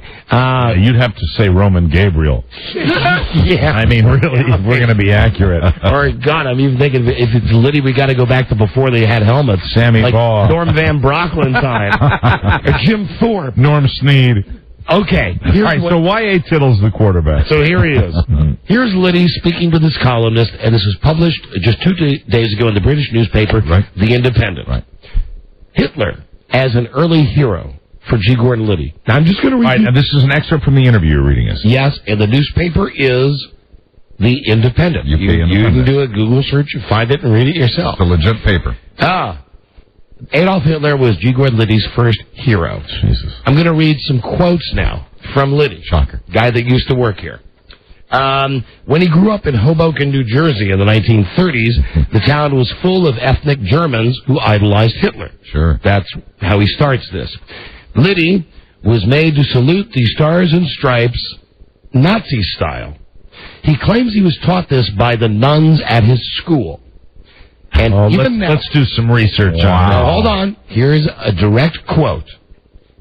Even now at assemblies where the national anthem is played, I must suppress the urge to snap out my right arm. These are quotes from a couple of days ago from Liddy. Oh, my man. Also, his love of Hitler and his German nanny taught him that Hitler had, through sheer willpower, quote, dragged Germany from weakness to strength. Hitler then gave Liddy, and again I'm going to quote him here, Hitler gave me hope for the first time in my life. Oh, my God. That I could overcome weakness. Yeah. When G. Gordon Liddy listened to Adolf Hitler on the radio, and again, quoting him from the article, Hitler made me feel, I hate saying this because I'm afraid someone's going to take this tape and make it like I'm thinking. I know. This is Liddy. So this is Liddy, quote, Hitler made me feel a strength inside I had never known before. Hitler's sheer animal confidence and power of will entranced me. He sent an electronic current throughout my body. Man, this is like a lover. He also describes seeing the Nazis doomed Hindenburg flying over New Jersey. Of course. He says that was a religious experience. Here's another quote. The Hindenburg, I saw it. I was ecstatic. I drank in its colossal power and felt myself grow. Fear evaporated, and in its place came a sense of personal might and power. Now, listen. He is whack. I ain't making this stuff up. Okay? Wow. This dude used to work here, and I mean, we kill Rob. He worked at the White House. Didn't he always said he wanted to fly like a Messerschmitt? One of the things that he would throw in every once in a while, he was going to break, is one of my great dreams was to fly the Messerschmitt for the Fuhrer. But he would throw it in, and like no one would pay attention. Then he was talking about he wanted to fly an airplane for Hitler. His old producer, John Pop, told me that in his car he had a CD player, and what he would listen to is a tape of a Messerschmitt, just the engine. Oh, my God. That's right. That's normal, isn't it? Very, very normal. Fine. You'll enjoy the fidelity, I'm sure. Very Don, you are on the air, sir. There he is. Here's my man. Roaring by the entire field was Mercedes-Benz, which took first place with BMW. I think he was born in the wrong country. Again. I'll say. At assemblies. And in the wrong time. Quoting G. Gordon Nazi. When At assemblies where the national anthem is played, I must suppress the urge to snap out my right arm. Wow. A perfect world. I drank in its colossal power and felt myself grow. That's scary. All right. Fear evaporated. I'm not going to mention that his guys are all in power again. And, hold on. Then we have the part, now we've heard this before. Liddy admits after reading the writings of anti-Semite Charles Lindbergh, Liddy decided to pick his wife based on ethnic grounds. Now, we've heard this story before. Here it is now in print. He said as much. Quote, I held out for a tall, fair, powerfully built... How do you pronounce this word, Rob? I know we talked about this before the show. I don't know how to pronounce it. Teuton. Okay, Teuton. Now, I don't know what a Teuton is, so I looked it up. The dictionary definition of this word, Teuton, is descended from ancient German tribes, often synonymous with Aryans. God. And, there's no secret to that. That's in his autobiography, Will. Right. I mean, he's very proud of the fact that he chose... I don't know if it says it in so that she could bear me big sons. But also she was chosen because she had good math skills. Right. Yep. Yeah. So he dug Hitler, and then I think we've had this before, but also in this interview in this British newspaper. Just how freaking nuts this guy is. During lightning storms, in order to demonstrate his power of will, he climbs onto trees and yells, "Kill me! Kill me!" He's trained himself to kill animals in anticipation of becoming an even more brutal soldier. Mm-hmm. He loves beheading chickens. And here's a quote. I kill and kill and kill, and finally I found I could kill efficiently without emotion or thought. I'm satisfied. I can kill as good as I can run, like a machine. Comes according to Liddy. All right. And then finally, me. I took the time to go to LiddyShow.com. He has a website like we do. Right. And there's a picture of him taking a nap, and you tell me if this doesn't look like the body has just been laid out to be put inside the box. Is that the funniest Liddy picture? Oh, my God. That you've ever seen? Where was that taken? That's, I don't know, Rob, what was the caption on this thing? It just says Liddy was taking a rest. Oh, my God. So anyway. Oh, my. What's the name of the magazine again, or the... Oh, hold on. I got it right here. It's The Independent. The UK Independent. It's a legitimate newspaper. I invite everyone to read the article in its entirety, which I have, because it's funny. It's really well written, because it talks not only all this nonsense and the stuff that he screams, right, but talks about his being feeble. And it's pretty amazing. It's a really nice piece. Really? So anyway, man, there's our former colleague. And I love the headline. G. Gordon Liddy says, listening to Adolf Hitler made me feel a strength inside I had never known before. That sounds really, almost like a Penthouse letter. And he said he loves to kill, and this is the guy who took his grandchildren out and taught them to use weapons. It gave them target practice with a photograph of the former president. Who's this? This is a very special call. Hello, is this G. Gordon Liddy? Yes, it is. This is Regis Philbin. How are you? Hey, Reg! Said he may be a killing machine, but I fooled him. Oh, God. Anyway, yes, that's great. Gosh, there's so much stuff I don't have time to tell you about the FCC and the whole Viacom thing. And allegedly now, what is this that they're saying? As soon as Howard Stern gets another complaint from the FCC, Viacom, part of the deal with the FCC, has promised to can him. Yeah, they yank him up. To yank him immediately. So I don't know if that's going to happen or not. That's no way to keep him. Two fans are suing over the Pacers brawl, and I want to thank, again, SmokingGun.com. These guys are the greatest. They I guess it's on the website right now, but they sent us an advance copy of this. One of the guys in the brawl, the guy that threw the cup at Ron Artest. Right, the guy we really didn't, in the videos, that's never really been pointed out. Right. They got him on some inside surveillance video. Okay. As it turns out, Smoking Gun is confirmed. The guy that threw the stuff at Ron Artest, let me see, he's as bad as Ron Artest. Yeah, he's got a record and all He's been arrested for brutally assaulting a woman. The police report of his many DUI arrests and his mugshots are on SmokingGun.com. Very good. Mike? Yes. Ruben Studdard is in the hospital. Oh, no. It's exhaustion. Mm-hmm. Sure. He was trying to lose weight. He's lost 12 pounds. Why did you say my name before this story? Because I do the show with you every day. You're my best buddy. No, you don't specifically point out. Is it because I was on the treadmill and the grandmothers outraced me? No, it was Mike. It's just like with the Hitler thing. How do I seg from one to the? I just go Mike. I wouldn't have been offended if you said Mike Hitler. All right, Mike Rubin stuttered. Okay, Buzz. Yes, Don. Ruben stuttered. There we go. That's more like it. And finally, okay, then I only got time for this last feel good. Okay. Nobody dies or anything, but I still think it's a good Thanksgiving feel good. All right. Especially if you got kids and your kids are going to be a pain in the ass this weekend. You know how it gets. Oh, that's crazy. It gets to be like 8 or 9 o'clock. Right. What would you know, cat guy? But let's say it gets to be 8 or 9 o'clock and your kids get to be too nutty. Mm-hmm. I urge you all to do what Sarah Powell of San Diego did. Now, she was in court yesterday because here's the deal. She's got a 7-year-old, and she didn't want to leave the 7-year-old at home. And she wants to go out with her boyfriend. They want to go out to a nightclub. Here we go. So what they do is they take the kid, and they put a pillow in the trunk of the car. Oh, that's nice. And they say, now you be a nice kid, and Mommy and the boyfriend are going to go. Oh, my God. And let me see. Well, no, they said when they were in front of the judge, they said, but it was a Volvo. It's got a real big trunk. Yeah. She locked the kid up because she could not find a babysitter, and she had promised to meet these friends at a nightclub. So they put the kid in the trunk of the car, and the kid was.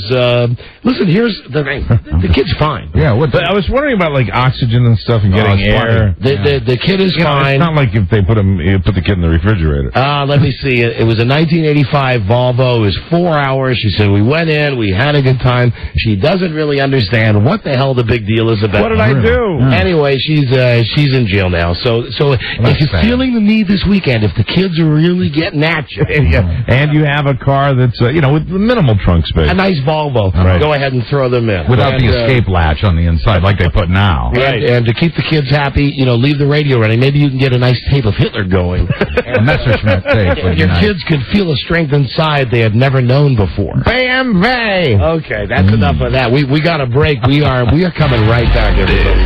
This is the Don and Mike Show. A bitter cold night. The Giants, with a victory against the Eagles tonight, could reduce the edge to a half a game. Not on camera now. We're in Philadelphia at Franklin Field. The score, the New York Football Giants 13, the Philadelphia Eagles 9. Use-tastic. The Don and Mike Show. Right. Yeah. Right.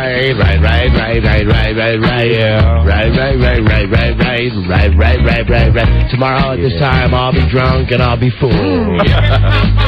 And we got to fly because Rich is on schedule today and we are running late. Rich Eisen, host of NFL Total Access every night at 7 and 10 on the NFL Network. Time for Pick the Pros with Rich. Rich brought to us by Tower Records, Tower.com. No one has a bigger selection of music, movies you love than Tower. Here he is now from Los Angeles, Rich Eisen. Hey, Rich. How you guys doing? Hey, dude, first, let me say, we've spared no expense. Happy Thanksgiving. There you go, Rich. Wow. Great card. That neat? Yeah. Hey, do you have some of the other ones, Rob? I do. You have some of the other ones that we... Oh, yeah, there are more. Yeah, this is not the only great one. Happy Thanksgiving. It's incredibly expensive. We really went all out on these. Happy New Year. That's good. Here's another one of our favorites. Happy Valentine's Day. Oh, I love that one. Yeah, they all just can't suck enough. Happy Labor Day. So, can you imagine that's your job is to get into a studio with 10 other people? Rich? And that's your job? I mean, I hope that's well paying. Imagine, I fantasize about it. Nice. Hold on, here you go. Happy Labor Day. Oh, that's a great one. Happy Labor Day. Who says that to anybody else? All of us. The question is, did Mike O'Mara watch Rich Eisen's TV show? Rich was on just last Friday. Mm-hmm. It's a truncated week. We thank Rich for joining us today. Right. Mike, did you watch his show? I watched like a couple of minutes of it, yes, and it was very interesting. And then I watched today. I watched before I was coming in. You told me that they run Rich's show like all day, and so I tuned into the NFL thing and turned on Playbook. Yeah, but what time was that? Noonish. Yeah. Yeah, see, they stopped rerunning his show at noon. Yeah, we don't run it all day. We did run it all morning. Like what time do you cut it off, usually? What time does it? Probably about noon. 12 noon. That's when Mike gets up. I would venture to say that a week from Friday, which will be the next time we have Rich on the show, I'm just going to go on a limb here and say I'm going to wow both of you with my knowledge of not only the show, but my knowledge of the NFL and the intricacies of the NFL. Wow, and I will. You guys will listen to me and say, "My God, what did he do? Did he break down game film?" That's what you're going to both say. Outstanding. Well, thank you. And also, It's Friday the 13th. There you go. No way.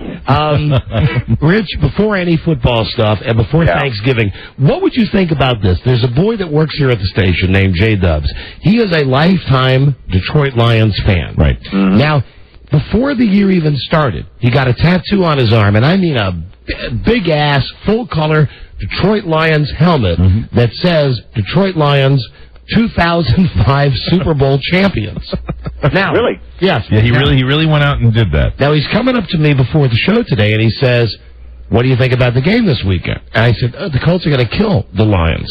And he said, "Do you want to make a bet? I'll do anything at all you want." So, unbelievably confident. Yeah. what we decided was, when the Colts beat the Lions tomorrow, on Monday's episode of our show, this guy's going to have the word Indianapolis tattooed on his back, shoulder to shoulder, big letters, like a guy's name, like Roethlisberger on the back of his jersey. Here's my question. Yeah.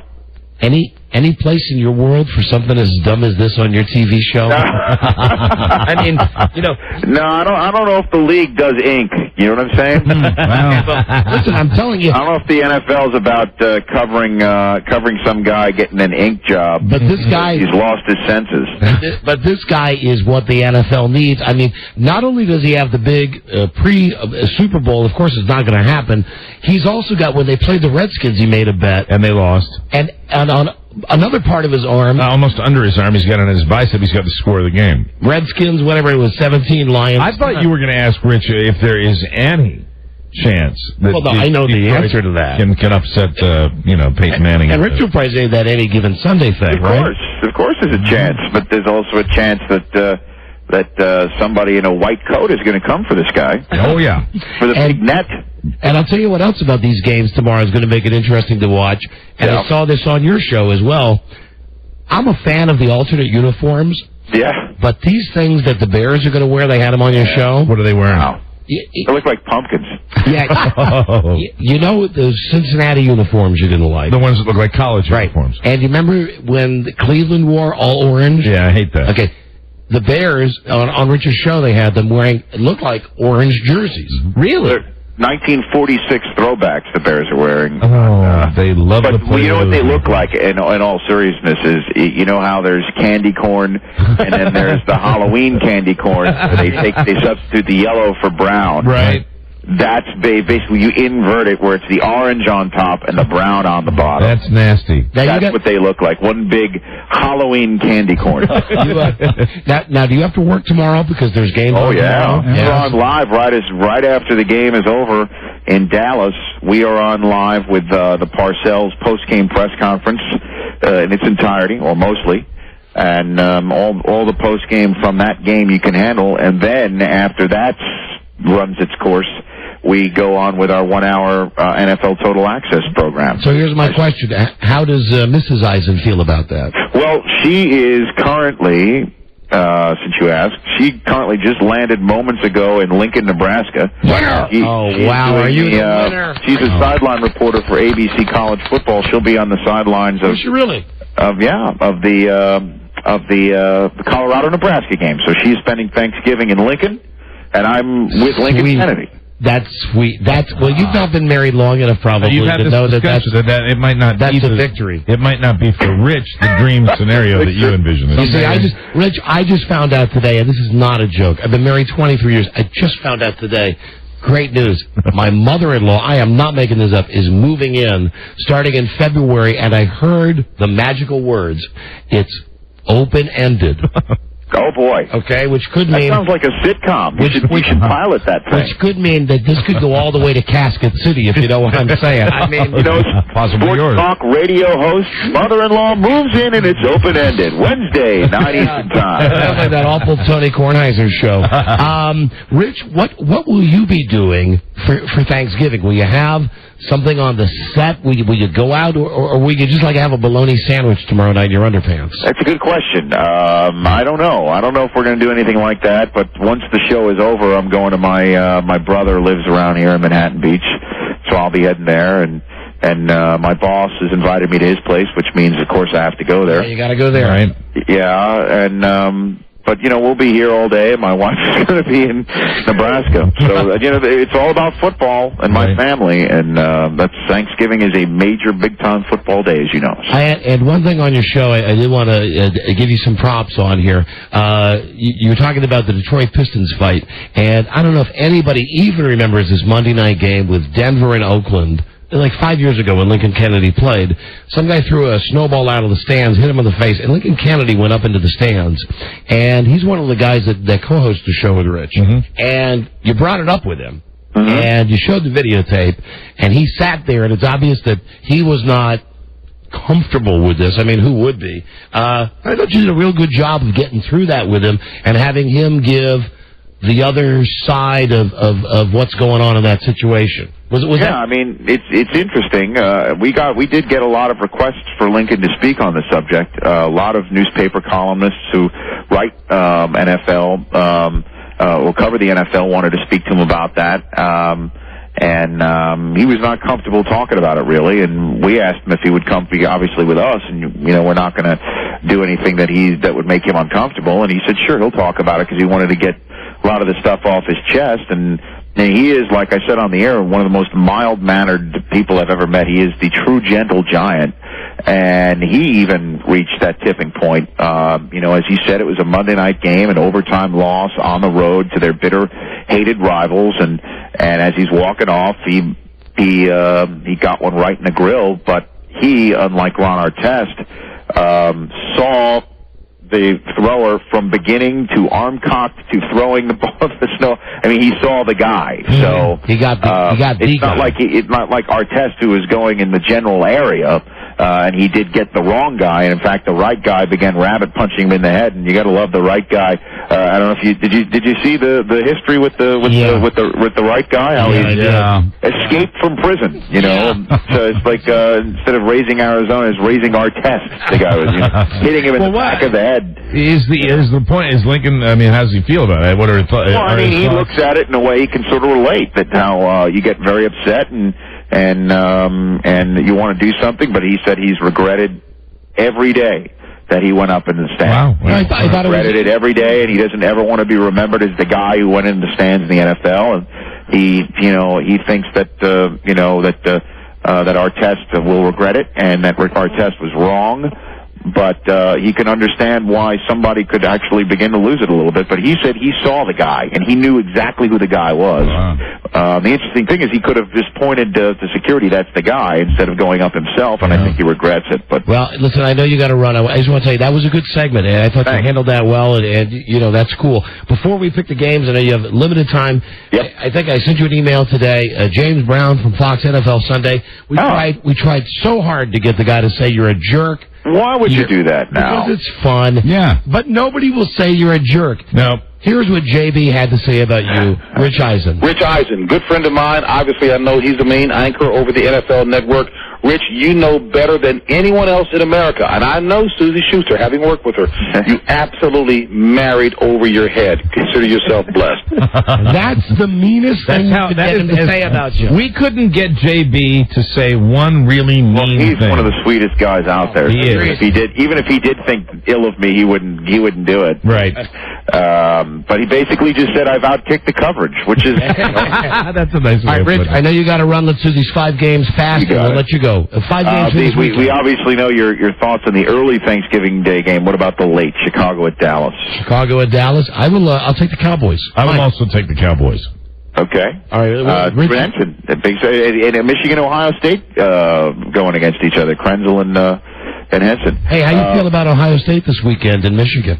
I can't believe I just walked into that one. See, that's hey, listen, roses have thorns. We can back into it. I don't care. If you watch Rich's show, Mike, you're going to figure out after a while he went to Michigan. Yeah. And when he has these jocks on, he loves throwing it throwing it in their face. Right, that he went to Michigan. How great Michigan did. Well, my best buddy, they played in the 87 Rose Bowl. So, I got to line up with Ohio State. Sorry, Rich. Is that right? Oh, the Ohio State. The Ohio State. I hate that. Rich, that annoys me no end. I hate that, too, and I didn't even go to those schools. Another Michigan quarterback hosting Baltimore. Tom Brady in New England. I hate to go against the Ravens defense. I'll take the Patriots. I'm agreeing with you this week, and, I think I might be seeing the error of my ways. I'm going with New England also. Yeah, Jamal Lewis is out of that game for sure. Correct. San Diego at Kansas City. Oh, boy. Kansas City looks like they stink. I'll take San Diego. I will take Kansas City. Jacksonville at Minnesota. No Randy Moss, right? No, there is Randy Moss. No, there is? What there the is. hell? Jacksonville. Minnesota. Okay, one more then, Rich. St. Louis at Green Bay, Monday night. Not a problem. Green Bay. I have to go with Green Bay also. Okay, and last week I smoked you. I was 5 for 5 last week. Were you really? 5 for 5 last week. Wow. All that is at DonandMikeWebsite.com. Very good. Rich, have a great, great holiday, dude. Happy Thanksgiving, Rich. And we'll talk to you next week. Okay. All right, bye. That's Rich Eisen from the NFL Total Access, which is brought to us by Tower Records and Tower.com. Your only source for music and movies. Every store staffed with experts who will help you find your next favorite CD or DVD. Get the new releases from Eminem, Destiny's Child, and U2. Brand new Spider-Man 2 and Harry Potter DVDs. Give them music, movies, and if you're not sure, give them a Tower gift card. Tower has all the stuff they really want online. Find your local store at Tower.com. Tower Records, everything worth giving is here. Right. Rich's show, Mike, is on every night at 7 and 10. Yeah. NFL Total Access. Don't shake your head like that. On the NFL Network. DirecTV Channel 212. That is admirable that Rich's partner, Lincoln Kennedy, actually, regrets that, and I think maybe someday they ought to name a park after him. Sorry. Or a band. Yeah. That was it. Lincoln Park. Although he's spelled like the dead president. Right. I think the band is Linkin, but still. Right, exactly. And someday. A little Lincoln Park humor there. I like it. And maybe someday he can move to Illinois where they'll understand him, and then on the license plates it'll make it Land of Lincoln. Land of Lincoln. And, of course, don't forget when he has the boom boom problem, then you have Lincoln Logs. Okay, so we're all. Happy Thanksgiving. Yes, we are. He was kind of a hot rod when he played, though. And my daddy said, son, you're going to drive me to drink it if you don't. Because I'm driving that hot rod Lincoln. I think I'm out on that. Yeah. I can't go any further. Yeah, that's a dead Kennedy now. Oh, dear. Buzz, come on. You're ruining Camelot here. Didn't realize. My, oh, my. Happy Thanksgiving. Oh, God. Where's that video game I like playing so bad? Which one? You guys aren't tracking with me now? Not this time. Oh, yeah. You got it, right, Rob? Yeah. What is it? It's the Shoot Kennedy game. Right. Oh, that's right. The one we were talking about the other day. Yes, the new one. Yes. Sick. I know, but now I've ruined all that great momentum we have. I know. I've ruined it. Oh, no, Buzz ruined it. You're right. Thanks, Mike. Appreciate it. You always cover my back. And Rob, look at him. I don't think he's high. Why do you always indicate he's high? Oh, guarantee it. He's high. You know what he's high on? He's high on a little thing called entertainment. Of course he is. Touched you in a place called The Heart. That's right. Okay, we're in Goofy Land, ladies and gentlemen. That means... Oh, yeah. Bring it on. It's going to get goofier now. Here we go. That's right. Bring it on. Bring it. End of week phone scan. Phone scan day before a holiday. Busiest travel day of the year. Yeah. And Fridays, the busiest. Shopping. Call now at 877-365-3636 from America. Canada, 800-636-1067. We're the only schmucks probably doing a live show this late on the day before Thanksgiving. Yeah, and I hope everybody's gotten out of town by the time we get off the air, so we don't have to deal with that garbage. Yeah. So listen, we're here for you, so call us, okay? 877-365-3636. These are unscreened telephone calls. Very dangerous. The live rotating phone scan is right ahead. is the Don and Mike Show.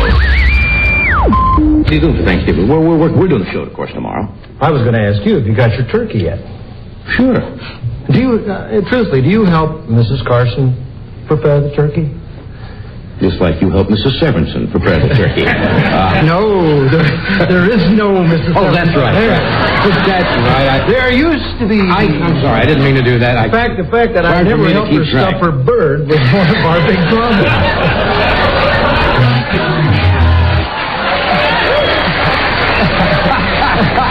I thought that was your problem. Well, no, I forgot all about that. We've been together so long that I forget sometimes where we are. In fact, that was one of the things we really thought about. What? I wanted an oyster stuffing in the turkey, and she wanted bread stuffing, and she got bread stuffing and a lot of money.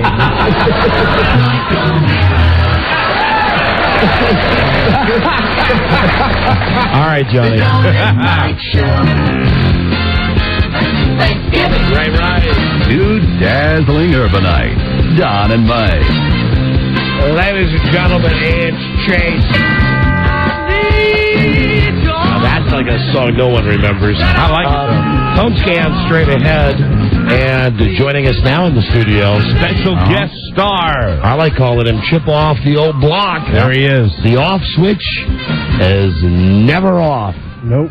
There is no off switch. Yes, sir. What's happening, Barty? Oh, nothing. Here he is. He's back for the holidays. He's growing up. I'm telling you, I'm proud of this kid. I'm really proud of this kid. I love him. He's a pain in the ass. I complain about him when he deserves it, but I'm going to tell you when I'm proud, and I'm proud of him. Thank you. Look at him. Now, I'm not going to... He's got, it's a different look than the last time he was in this studio. Well, he's 19 and a half years old, for God's sake. He's going to be 20 in March. Wow. And it's the sophomore year at Clemson, and he's back for the Thanksgiving break, and he's looking at a hollow day. Is this a significant change in style, or are you simply dressing a little more conservatively because it's the holiday and you're coming back to see... Because the last time vivid memory for me... jeans and a button-down, too. No, you were wearing a My Little Pony My Little Pony but I was wearing a button-down over it. Yeah. I think my style's merely evolving. So evolving. Constantly. What is the T-shirt underneath the button-down? Is it a plain white T-shirt, or does it have, something like SpongeBob SquarePants or something? Oh, I'm not going to show you because you'll laugh for sure. What is it, Marty? Come on. What's on your T-shirt? I knew he brought something to the table. This shirt is too small to wear by itself, which is why I use it as an undershirt. Okay. All right. What's on the pattern underneath your... We're waiting. Button down. We're waiting. He's going to show us what it says.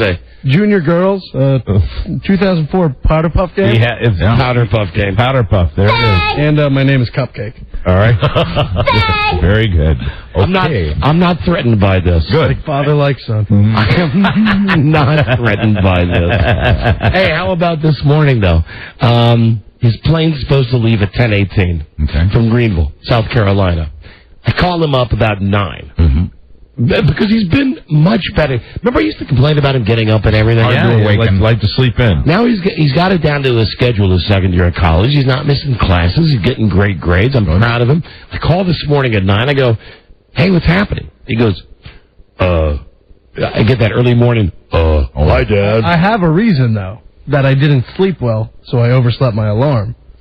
Okay, whatever the reason is, there's always... No, shoulder popping out of socket is a valid reason to wake up in the middle of the night. There's always a reason, but still, whatever the reason, nevertheless, and that's something, incidentally, as a parent, you always say, nevertheless or regardless. Because what that does to your kid is basically says, screw off in a nice way. Yeah. Like, no matter what your point is... regardless of how you feel. Even if that shoulder's hanging out of its socket, you make it to that plane. So I call him up and I say, hey, are you up? Are you at the airport yet? Dad, I'm in my car. I'm leaving now. I said, oh, Christ, you're not going to make it. It's 45 minutes to the airport. So anyway, very long story. The plane is delayed because of weather issues. But I would have made it anyways on time. The delay merely helped me. Regardless. We can debate that. He God, Like don't do that. Don't do that, kid. He got to the airport and called me, and he was flipped out. He said, Dad, I'm here. I'm on time. It's like 10:14. They won't let me in to security because they didn't know that the plane had been held over for an additional 30 minutes, right? Right. And to anyone who was at Greenville Airport this morning, I thank you because everyone let me go through security. I didn't have to bother with any lines. Oh, that's now. that's a good thing. Now, how did you pull this? Because the last I had heard, he had gotten through the main part of the airport. Then there was all these people in security, and he was really going to miss the plane. Mm-hmm. You just cut in line. You asked people. What did you say? There may be 40 people there, so I went to the front, and I stood up on a little ledge, and I said, does anyone mind if I get on my plane now? Otherwise, I'll miss it. If you mind, I'll gladly go behind you. Mm-hmm. And no one was rude. Well, that's a good way to handle it because they were always probably a little freaked out. Yeah. Because that's what you're on the security line. If somebody does that, I'm like, yeah, go ahead. So the man stood up on the box. So any of the people that you cut in front of line, because once you got in there, you still had like 20 minutes till you boarded the plane. My question is, did you see any of the people as you're sitting there having your latte? I changed my shirt. I kid you not. I changed my shirt and took off my hat because I did not want to be recognized. Yeah, because I was thinking... Then there was a delay, and it was like, hey, so you cut in line just so you could have a little peace of mind, is what you did.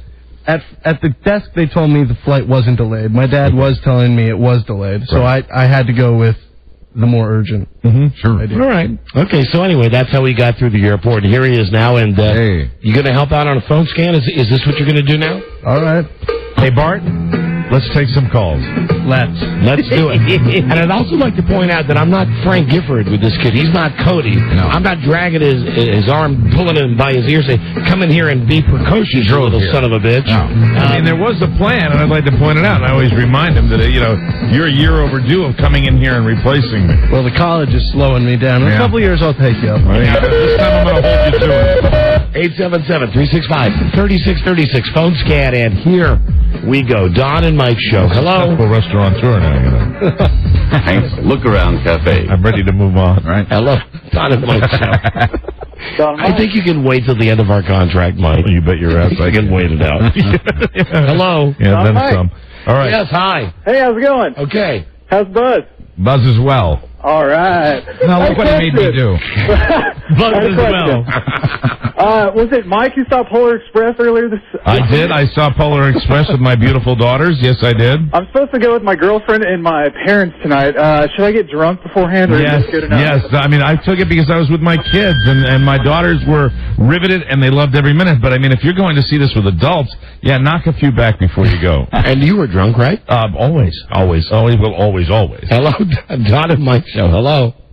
Dynamite. Yes, we are. Hi. What happened with the great tradition you started with the dysfunctional Thanksgiving dinner, dysfunctional family on the Mayflower? Oh, my God. You mean you people weren't sick of that when we did that last year, like for the third waiting time? For it again. Oh, keep waiting, idiot. Did Michael Hughes tell you to call? Hello, Don and Mike Show.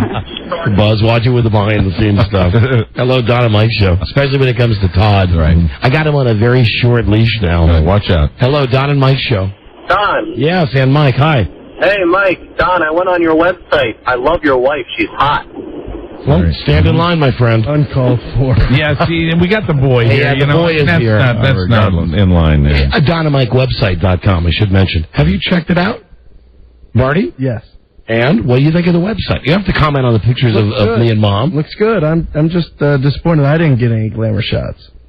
Now, listen, it's creepy if I put a picture of my kid up there. You don't want to be on the website, do you? No, I'm just saying, Mom got her own column. That's something Mom is doing. Yeah. Because Mom doesn't call the show as much because Mom is working now. So she's getting her point across, I believe, on our website. I read her thoughts. I read her thoughts on the website. I don't have to read them. I hear them. Mm-hmm. What? Regardless, I was offended. Would you stop with the regardless stuff? You're the one who brought it up. Hello. Don and Mike Show. Don, Mike. Hi. Hey, listen, when you said about the video, first thing that popped in my head was the training video with the cops giving birth with the lady.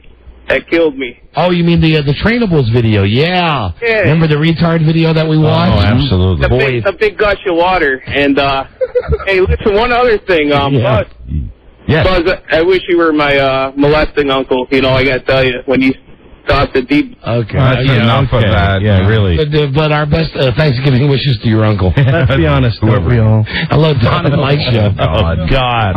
You know, the uncle comes over, you start talking about giblets, and you get all nervous. Yeah. Because you know what giblets is. I think we ought to quell this with Uncle Billy in town. Uncle Billy Giblet? Uncle Billy Giblet. 80-year-old Billy Giblet. In for the holidays. Billy Giblet's here. Don and Mike show. Hello. Alexandria. Hello. Hey, gentlemen. Great show. Thanks. So it'd be a little bit better if Rob Ash died. Oh, no. Now, why? It's Thanksgiving. Can't you be a little nicer? Can you be cold, Batman? Long weekend. Keep your fingers crossed. Anything could happen. Hello, Don and Mike show. Maybe I'll help you out. Hello. Don and Mike. Yes, phone scam. Radio God. Hi. Hey, this is Eric from Pittsburgh. Two things real quick. Great show. Love y'all. Thanks. And y'all did a little bit of the Grease Man thing this afternoon. Have you ever listened to him in the afternoon? His weather, lady, sounds exactly like... Yeah, I didn't know the Grease Man was actually still on the radio. You have to listen to the girl that does his weather. I thought he was on like a Korean. No, we don't, sir. He's on AM 7 something. 7 something. Thank you, sir. We have to do nothing you say. Thank you. Thank you, It was a privilege talking to you. Privilege talking. Please don't tell us we have to. Hello, Don and Mike show. Phone scan. Hello. Hello, Don and Mike. Yes, hi. Body. Hi there. What's going on? Oh, come on, you're boring me to death. Hello, Don and Mike show. Phone scan. Hello. Hey, Don. Yes. Hey, I don't think the Redskins have a very good coach. Okay. Thank you. Thank you for calling in from the grave, Jack Kent Cook. Hello, Don and Mike show. Hey, Bart. Hi. Oh, well, Bart. Yeah, Bart call. Yes, sir. Thanksgiving, Bart. I've been listening to you since a long time ago. I just have one question for you. Shoot. You're a teenager now, or you're almost past the teenager stage. You drink, and that's a good thing. Are the women better in South Carolina than they are up here in Maryland? I wouldn't know, sir. I'm in a committed relationship. Oh, my God. Oh, that is so true, though. Wow. That is so true. Bart, listen to Uncle Mike. He knows. You got to learn from him. Hold on. Hold on. Hey, it's going to be a long weekend. Uncle Mike is in a committed relationship, Well, too. but it took you a long time to get in one. Well, yes, it took me about a year. But hold on, I'd like to point out, and I don't want to split hairs here. It's not like Mike's first committed relationship either. Yeah, exactly. And also, you know, I like Uncle Mike, and Bart loves Uncle Mike, but I'd like to point out that I would think that I would be the role model and for the long marriage. Yes, I've been married to how did that caller describe Mom's picture on the website? Hot. I've been married to the hot woman for 23 years. Sure. Hey, Mike, did you take your pill today?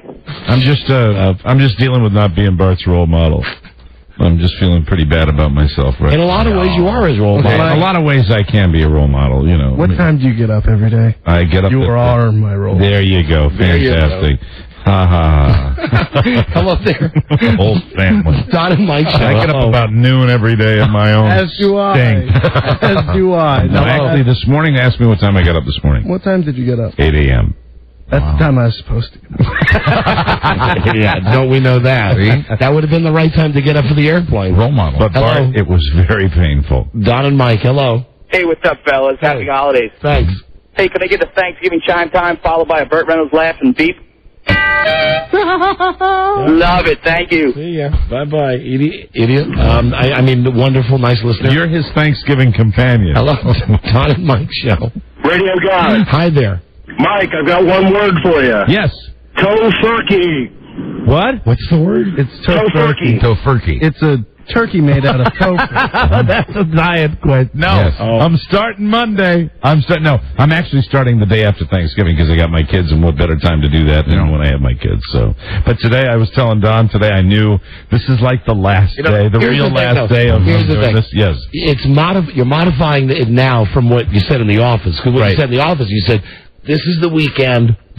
I'm going all out. Yeah, I was thinking about. I have modified it just in my own mind. I'm not going to go as crazy as I am because it's Thanksgiving. I'm going to have a great time on Thanksgiving. But today, Popeyes crawfish, fried crawfish, and crawfish etouffee for lunch. Fantastic. Good and good for you. Mm-hmm. Well, you don't know.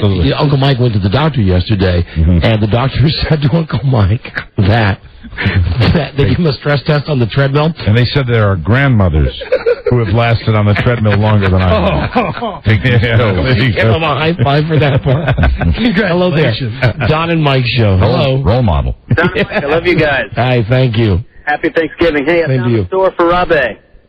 All right. It's called Hearts Whatnot. Oh, God. There was a guy, one of the Pistons was being interviewed on SportsCenter, and this guy, who's the white guy for India? Austin Crozier, I don't know the guy's name. They were... Are you the one white guy.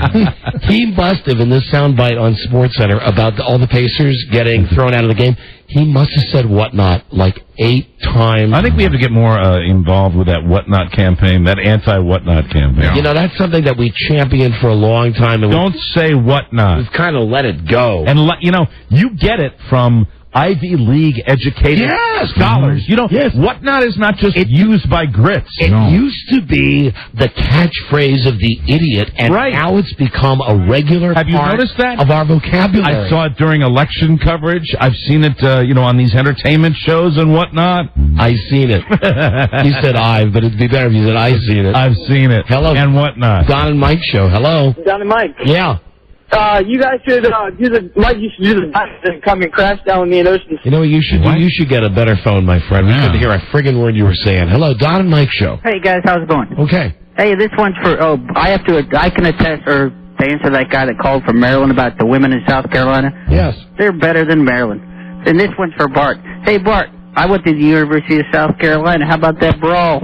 Yeah, too bad you got your ass beat. Yeah, hey. but you know what? At least this year we got Spurrier. We're coming at you, my friend. Maybe he should teach your players to fight a little better. Yeah.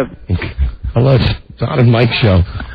Sports talk. Rivalry. But no, listen, but this is one of the great things, I think I mentioned this before, about having a son, and especially when it gets to this age, that on Sunday, we're on the phone with each other all day about the games, and... Of course, we had talked about the fight, about the Pacers fight. That was right on the heels of the Pacers fight, the Clemson fight. The morning after the fight, Bart called me up and said, Dad, did you see this on ESPN? And the next thing you know, he calls me up and says, this is what happened at our game. Do you think that all that coverage at the Pacers fight, I know that sometimes when we'd play hockey in high school and we'd watch a Bruins game the night before and there'd be a horrible brawl, we would go into our hockey game feeling psyched more, up, right? Yeah, feeling more feisty. Right. Do you think the Pacers thing had any influence on those players at all at the end of the game? I don't think it should have, because we got screwed. We can't go to a bowl now. Clemson, so did the others. So did South Clemson Carolina. Turning down all bowl bids. But Clemson would have been like to the Rubber Tire Bowl or something. They would have been like Ohio, but they bowl all the same. I think the Depends Undergarment Bowl, some crappy bowl. I was thinking that we didn't talk about it all, but I was thinking that those guys were maybe a little motivated from watching. Because with all the condemnation that you see of that fight, the Pacers fight, was there anything else on TV for the better part of 24 hours? Marty, what did your fellow students down at Clemson think about the Clemson fight? Well, I thought it was awesome because we won.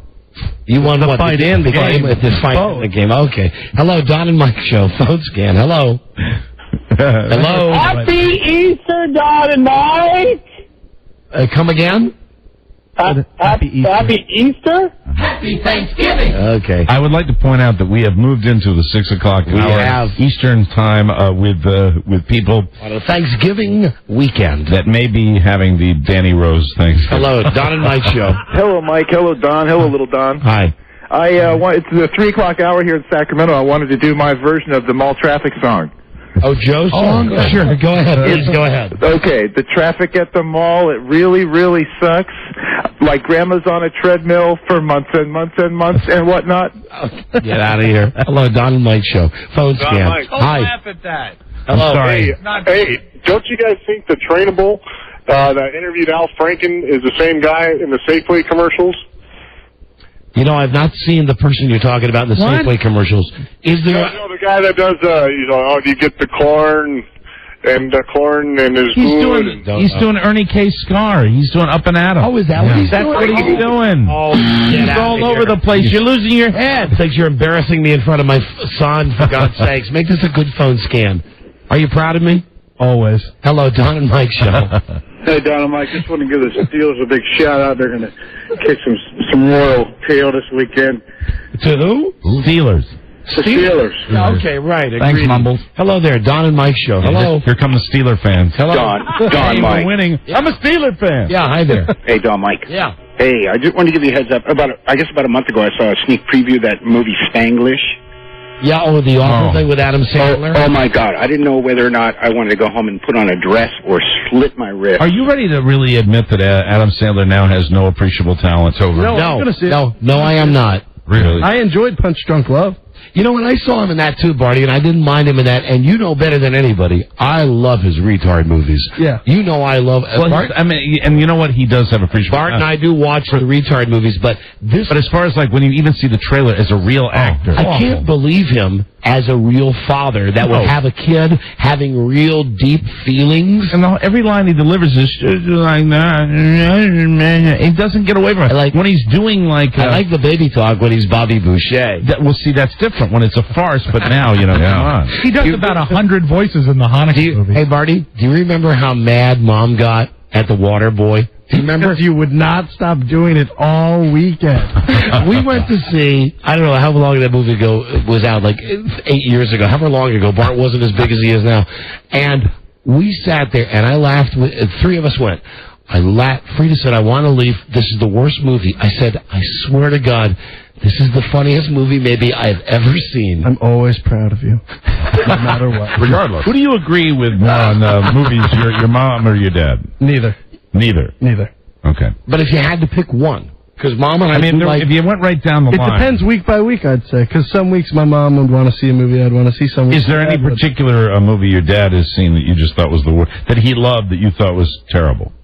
Can't think of one off the top of my head. I could get him angry and say something like Everybody's All American. Oh, with Dennis Quaid? I just said that to get him upset. You're getting me upset. It's one of my favorite movies, too. Hello, Don and Mike show. Hello. Gentlemen, how are you today? Hey, we're doing great. Where do you line up on the Waterboy? Waterboy's funny. Hey, he's not deep, but funny. Yeah. He's a fan of the Waterboy. Oh, my God. Hello, Don and Mike. Oh, my God. Yeah, I wanted to know when Bart finally has to make the choice whether or not he's going to live with mom or dad, who's he going to pick? I'm 19. I'm moving out on my own. Oh, come on. You always go home. And hold on. Why did you say mom or dad? What, do you know something I don't know? Well, I'm just saying, it eventually always comes to it. The kids move out. Hey, but no, hold on. You don't get my point, sir. My point is, why would he have to choose between living with Freda and me? That's what I'm getting at. There's always that time in life you start getting a little bored with each other. Freda does her thing, you do your thing. Yeah, right. Okay, listen, I got news for you. I mean, I'm the expert on this, and I think that you two are together for like geese. Yeah. There is not a chance, and don't say that. That's Buzz's thing. That makes me sick. Everybody says forever. Nothing's forever. Hey, listen, jerk. How long you been married? Oh, geez, 11 years. Okay, I've been more than double your time, and I want to tell you that I have so many reasons to stay married. So many of them pictures of George Washington. Not a chance. Say no more. Get out of here, you jerk. Hello, Don and Mike show. I love that woman. Oh, and Bart, Don, I like to think that I have something to do with that. Did you hear the great news about Grandma? I heard on the way over. Sweet. That's right. That's right. I just hope she's here this summer. I'm home. It's a dream come true. My mother-in-law will be moving in with me, and it is, as my wife said, open-ended. If you start getting down, just remember, I know I motivate you in that way. I'll bring in some bank statements. You know what, Mike? That's a good equalizer. Yeah, trying to think of, I'm picturing in my mind the scales of justice. Mm-hmm. In one hand, there's Big Freda, just in a bearskin rug. Right. And on the other hand, just a giant pile of money. Thanks for that visual. Yeah, that's lovely. Don Mike show. Maybe you are looking forward to this round. Don Mike, what's up? Hi there, you're on the air. Hey, that caller a couple of calls ago said that how the women in Clemson compared to Maryland. Shouldn't you be asking how the boys are? And watch out for that Spez. We've entered the My hat goes off to you. Hello, Don and Mike show. Hello. Yeah, I had a question for you. I wanted to see if you saw Monday Night Raw. WWE bashed the NBA and the NFL for a good 5-minute skit. Mm-hmm. Buzz, you're the big wrestling fan. What did you think of that, Buzz? I thought it was hilarious. The writing was delicious. It was hilarious and whatnot. Don and Mike show. Hello. Hey, Don and Mike. Hi there. From the land of Gil Grissom. How have you been? Vegas called. Right. Hi there. You guys coming out to Vegas anytime soon? It's only I think me and Rob are going out over holiday with our wives, but I don't think, are we going there to do the show? No plans, no immediate plans to do the show. You coming to Washington anytime soon? I could. Sir, I'd like to tell you also, this is Mike. There's always a chance that I could go to Vegas on a moment's notice. Don and Mike show, that's true. Hello. Bart wasn't born, he was made in a toy factory. A boy. Okay, let's do it this way. You were not born, you were made in a toy factory. What is Bart? A boy. I'm lying in bed. A boy. Okay. Hello. Don and Mike show. Hello. Dynamite. Yeah. Jim Nance. Oh, this is like the worst Jim Nance impression ever. Hi, Jim. I'm finer than a scroll of the Azalea Line fairways. No, terrible. Out of here. Horrible. Hello. Don and Mike show. Hello. Hello. Is this Mrs. Doubtfire? Hello. I don't think it's the original guy. I think it might be just the guy that repeats your sound effects. Hello, Don and Mike show. Hello? Hello, you're on the air. Hey, bueno arbusto. Right. I love the talent part of the show. Just hang up. Hi, Don and Mike show. Hey, guys, this is Leonardo DiCaprio for Gilbert Grape. I want you to meet my friend from the Windy City.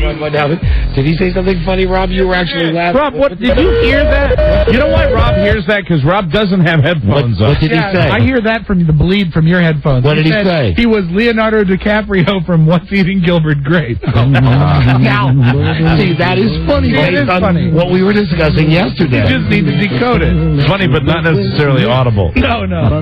We got to get a winner here. Hello, Don and Mike show.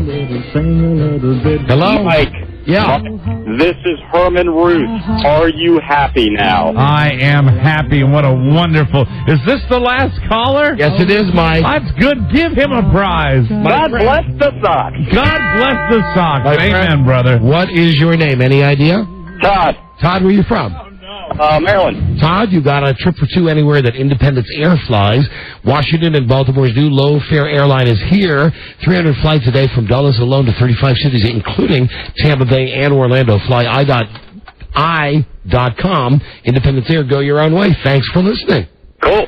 Have a great holiday. Hold on. Oh, it's time for Buzz. Right. In a world where owning a radio was strictly forbidden, one man found a way to bring good news to his people. Buzz. It's me. He made it up. There he is, Buzz. And what is your lead story today? Today, if you're headed for an airport, get ready for some intimate touching. I concur. Okay. And you get out of here now. You go do what you got to do. Hey, I love you, and it's great to have you come by the show. All right, you got to tell me how to get to wherever. Gotcha. I'll tell you. Happy Thanksgiving. You got it. Have a great Thanksgiving. There he is. That's my boy. That's right. There he goes. That's my boy. That's my son. You're rightly proud. That's my demon seed. Walking, talking, conversing. Mm-hmm. Isn't that amazing how that works? Look at him. Don't eat your cell phone. I'm not eating my cell phone. All right, stay tuned. Stay tuned for news and comments coming up on the Don and Mike Show. Now you're just being gross. Do you know where that phone has been? Yeah, he does. I can't believe he brought that virus home to you. That was very professional. It's the Don and Mike Show. What's the word from Planet Crackpot? The Don and Mike Show. Noted Caucasian, Don Geronimo and Mike O'Mara. Yeah. The other Elvis. Time for news now with Buzz. Brought to you by Viramax, the world's #1 sexual pleasure performance enhancer. Viramax, doctor developed. Someone called for a doctor. Clinically tested and patented. You know, really, I was thinking about this after we had Warren Zevon's kid on. Right. I think I could be happy on an island if it was Boz Scaggs, Elvis Costello, and a little Warren Zevon. That would be the I mean, not the men, their music. It's a good choice. Seen that live concert on HD that he has, Boz Scaggs? Yeah. It's a hell of a band. I'd like to know when they're coming around. Kicks ass. Oh, and yeah, thank you, Robbie. Also, Leo Sayer. I keep forgetting him all the time. And Gary Wright. That's not funny, Mike. Leo Sayer is funny. Gary White, the Dreamweaver. Yeah, now you're not serious. funny. And I think it is better when you throw Dreamweaver in Mike, not cool. That is not cool. Zero Max 1-888 try V Max. Leo Sayer uses it. Okay, that's funny. But see, I offended him with a Gary Wright. Not cool. Yeah, no. My love is alive. I really want to know you. You don't even remember that was his third song. I thought he only had 2. He had 3. Count them. Hi, Buzz. Hi, Don and Mike. 1, 2, 3 is done by Len Berry. He also used in many commercials for, what is it, Dairy Now? Peas? Who did that song? Or in that kind of genre? Who did Time Passages? Al Stewart. Al Stewart. Follow up to, I think, Year of the Cat. Right. The Year of the Cat. And a song on the radio. I hated Al Stewart. God, that guy's song sucked. Hi, Buzz. Okay. Hi, Don and Mike. What, you're a big Al Stewart fan? Well, Year of the Cat wasn't bad. Yeah. All right, then. TSA. The only good thing about that song is like the intro was a minute long. Well, there you go. So you could talk a lot. Buzz likes Al Stewart and Joe Ardinger. Uh-huh. They're both in my MP3 collection. Rob, would you stop doing that? He's not high. Al Stewart is great. I like Al's brother John, though. Oh, he's also very good. Fantastic. And let's not forget Jimmy, since we were talking about Uncle Billy before. He's much older than Billy Giblin. That's right. And don't forget Tony. Well, yeah, for all our NASCAR fans. And Rod. Right. Oh, you're king of the And Stewards. the late Payne for the golfers out there. He's 6 under. Oh my. Winner. We have a winner. Winner! Please, no more calls. We have a winner on Dialing for Dollars. How often do you get to trot that one out? Not often enough. Wear your spikes. TSA stands for Transportation Security Agency, but the T and the A might as well stand for something else. The nation's airport security people say your most private areas are not off limits when it comes to patting down travelers. Good heavens. Sir, you've been through this security line 8 times in a row. That hurt. They say they're looking for bombs. I pinch myself more. I can't. That hurt. They say they're looking for bombs hidden in the breast, genital, and buttocks regions of both sexes. The first message is, hey, Rob. This is Robert the Mailman. One TSA official, sounding like something out of the Kama Sutra, says, and I quote, "We really need our passengers to be our partners and to think about what they're wearing and what they're packing." Oh, boy. They advise you to avoid the bulky sweaters associated with this time of year and to think more in terms of the kind of clothes that show off every curve of your beautiful body. Yeah, okay. Next flight, I think I'll wear a dance skin. Sometimes not. Any explosives you might be carrying. Form-fitting, tight, if you will. Spandex is nice. Officials say it was 2 modestly dressed women who blew up those Russian airliners back in August. Security officials seem to be saying, if you have nothing to hide, then hide nothing. You're pretty ramped up about this, aren't you? Which leads us to this. A new survey shows that 1 in 4 Americans who will fly this holiday season are hoping, in their form-fitting clothes, that they'll meet that special someone on the plane. The survey says 24% of air travelers are hoping they'll share an armrest with a future spouse, or at the very least a lover. 28% of the people flying this year said they hope to at least meet a friend. Yuck. 14% are looking to make a business contact. But if there's... How many flights did we take when I had that thought? God. Never once did you do anything but fall asleep. Sharing years. I would sit there wide awake, flying across the country.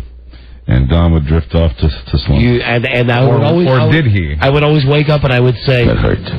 You see... That hurt. Back to life. That hurt. According to this survey, if the seatmate is boring, 41% say they'll just read or put on a set of headphones. So then, Mike, who do you think you're sitting next to? Oh, boy. 29% said they would pretend to be asleep. A belligerent 10% say they'll just tell you to buzz off. Hold on, pretend to be asleep. Hi there, do it to Mike all the time. No, I used to. I take it back, I used to. I've only had one experience, I think, in my whole life with all the miles that I've flown, that I've sat next to somebody who, was kind of like hot and interesting to talk to. I can really only remember one time where that's happened. How did the date end? Because most of the time I'm flying next to you. That's the way. Thanks, Fonzie. When's that diet started?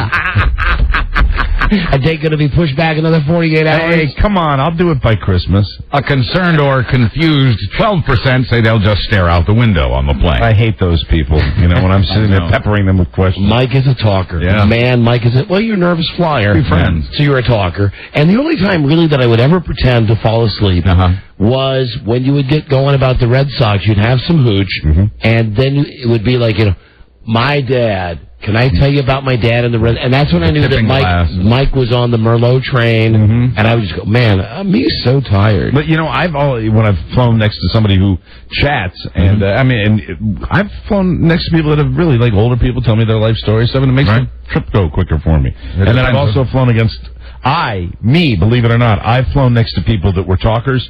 That were such talkers that I couldn't stand it, and then I do the thing where I pretend to fall asleep. Oh, hey, how about that? As a matter of fact, that's how you met Carrie. But beware of the little old ladies at the airport. Granny may be packing heat. Granny. Yeah, I see fish. Granny. In Fort Lauderdale, a 79-year-old woman has been arrested after security screeners found an unloaded gun in her carry-on bag. She was headed for the Bahamas when they found the single-shot .22 caliber Colt Derringer in a carrying case made to look like a hardcover book. That book also stored 7 extra bullets.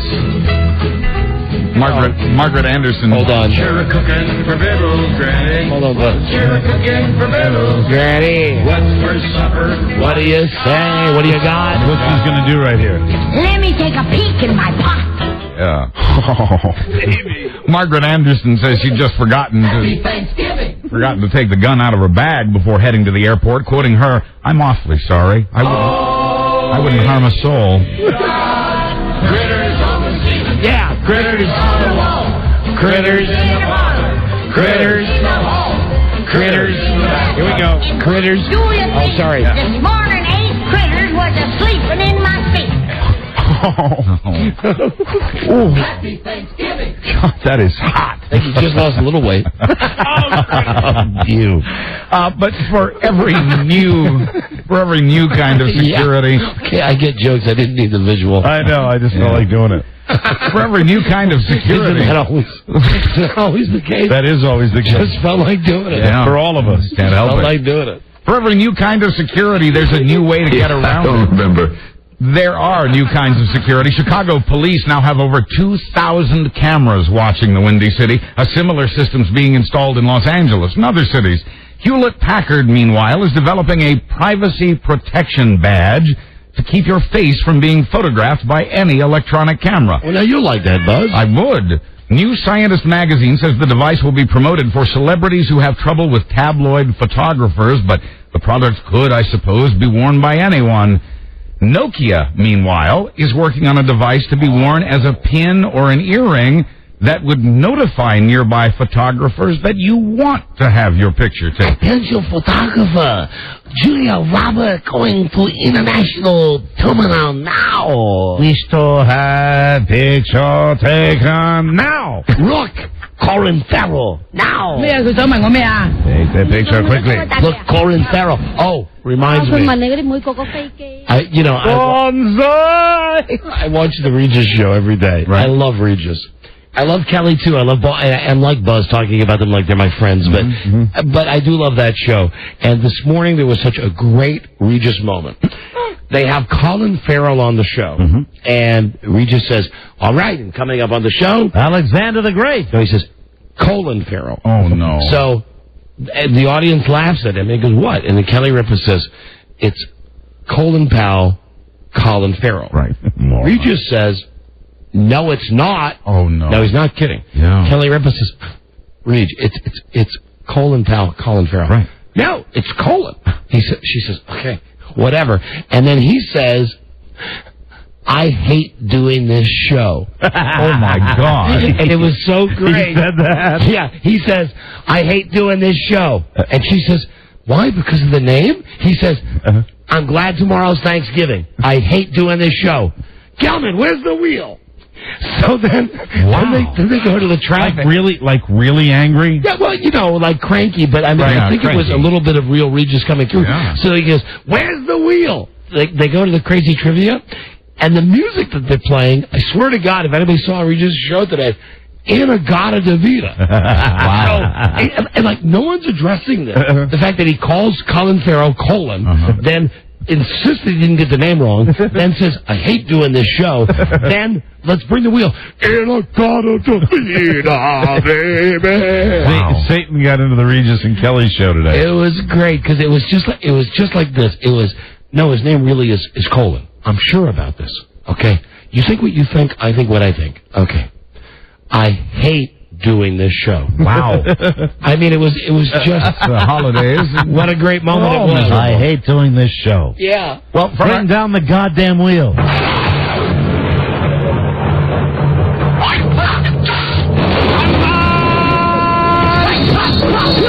are you doing? From a land where anything is truly possible. A new gaming opportunity. Place your bets now. Oh, play this. We gotta play this. Okay. We gotta play the singing.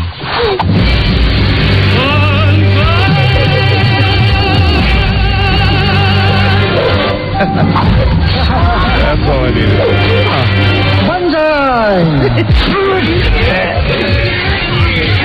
Happy Thanksgiving. Place your bets now! Quick, quick, quick! Betting to end! Quick. Betting to ends. It's the holiday weekend. People will be calling their families, and I just hope to God no one's cell phone explodes. That's our story when we come back. Oh, here he goes.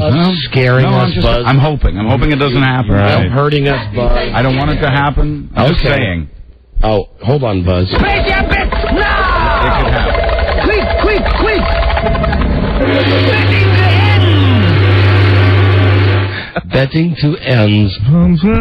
Hard to believe the Fox Channel, Fox Network canceled that show. Not on it. That was a piece of television. The OC is still on, yet Bonsai is canceled. Is there no justice? We'll be back with more Buzz, I promise. This is the Don and Mike Show.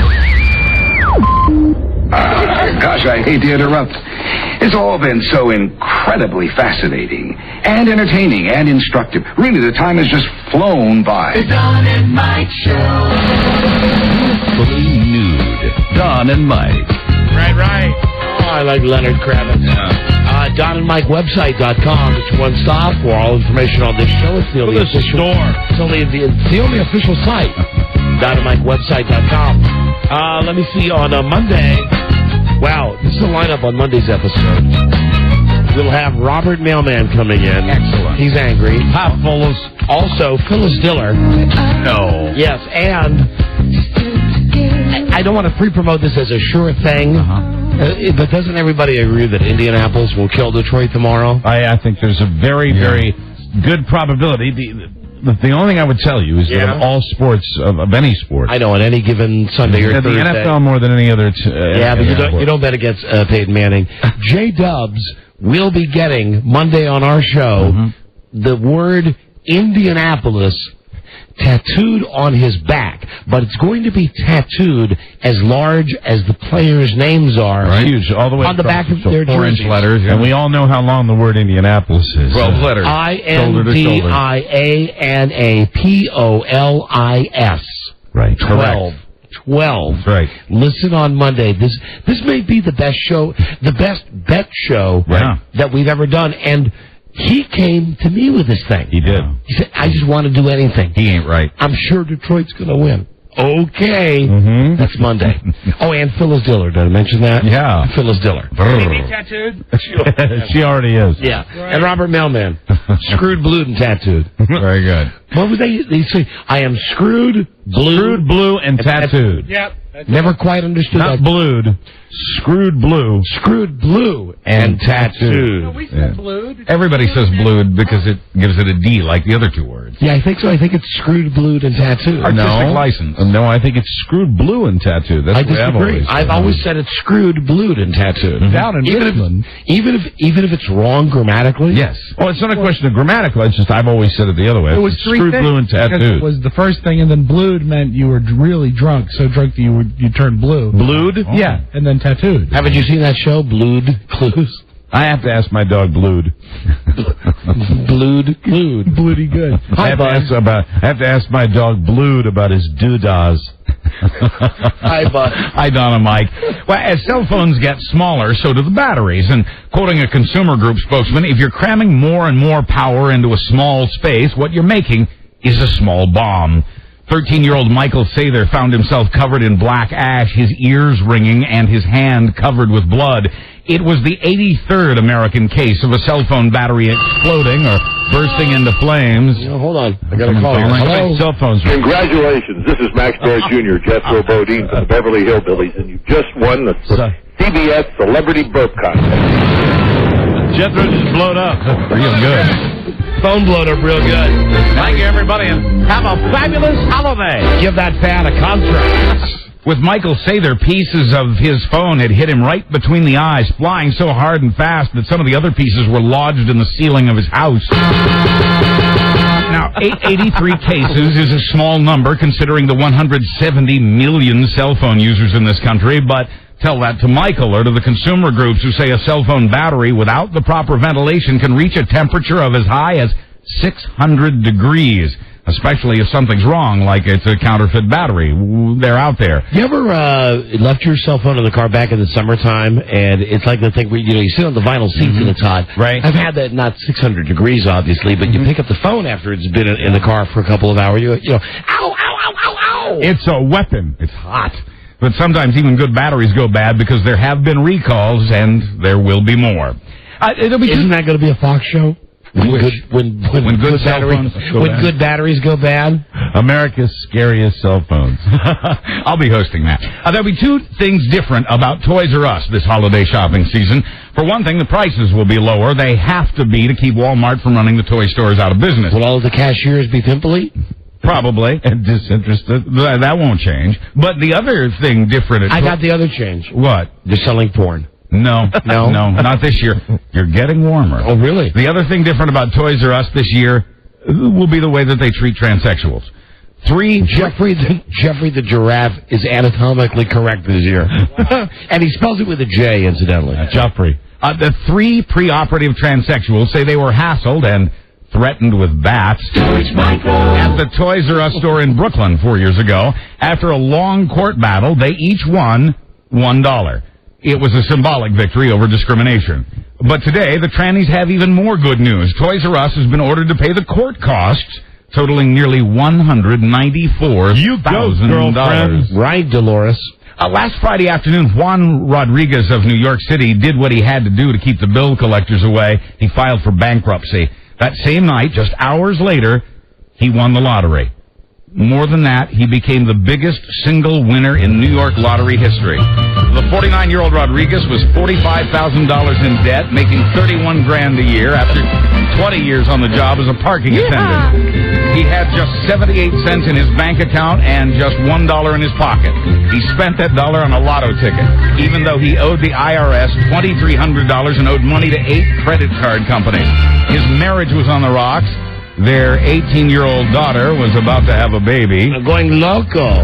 He counted the $1,300 security deposit on his apartment among his assets.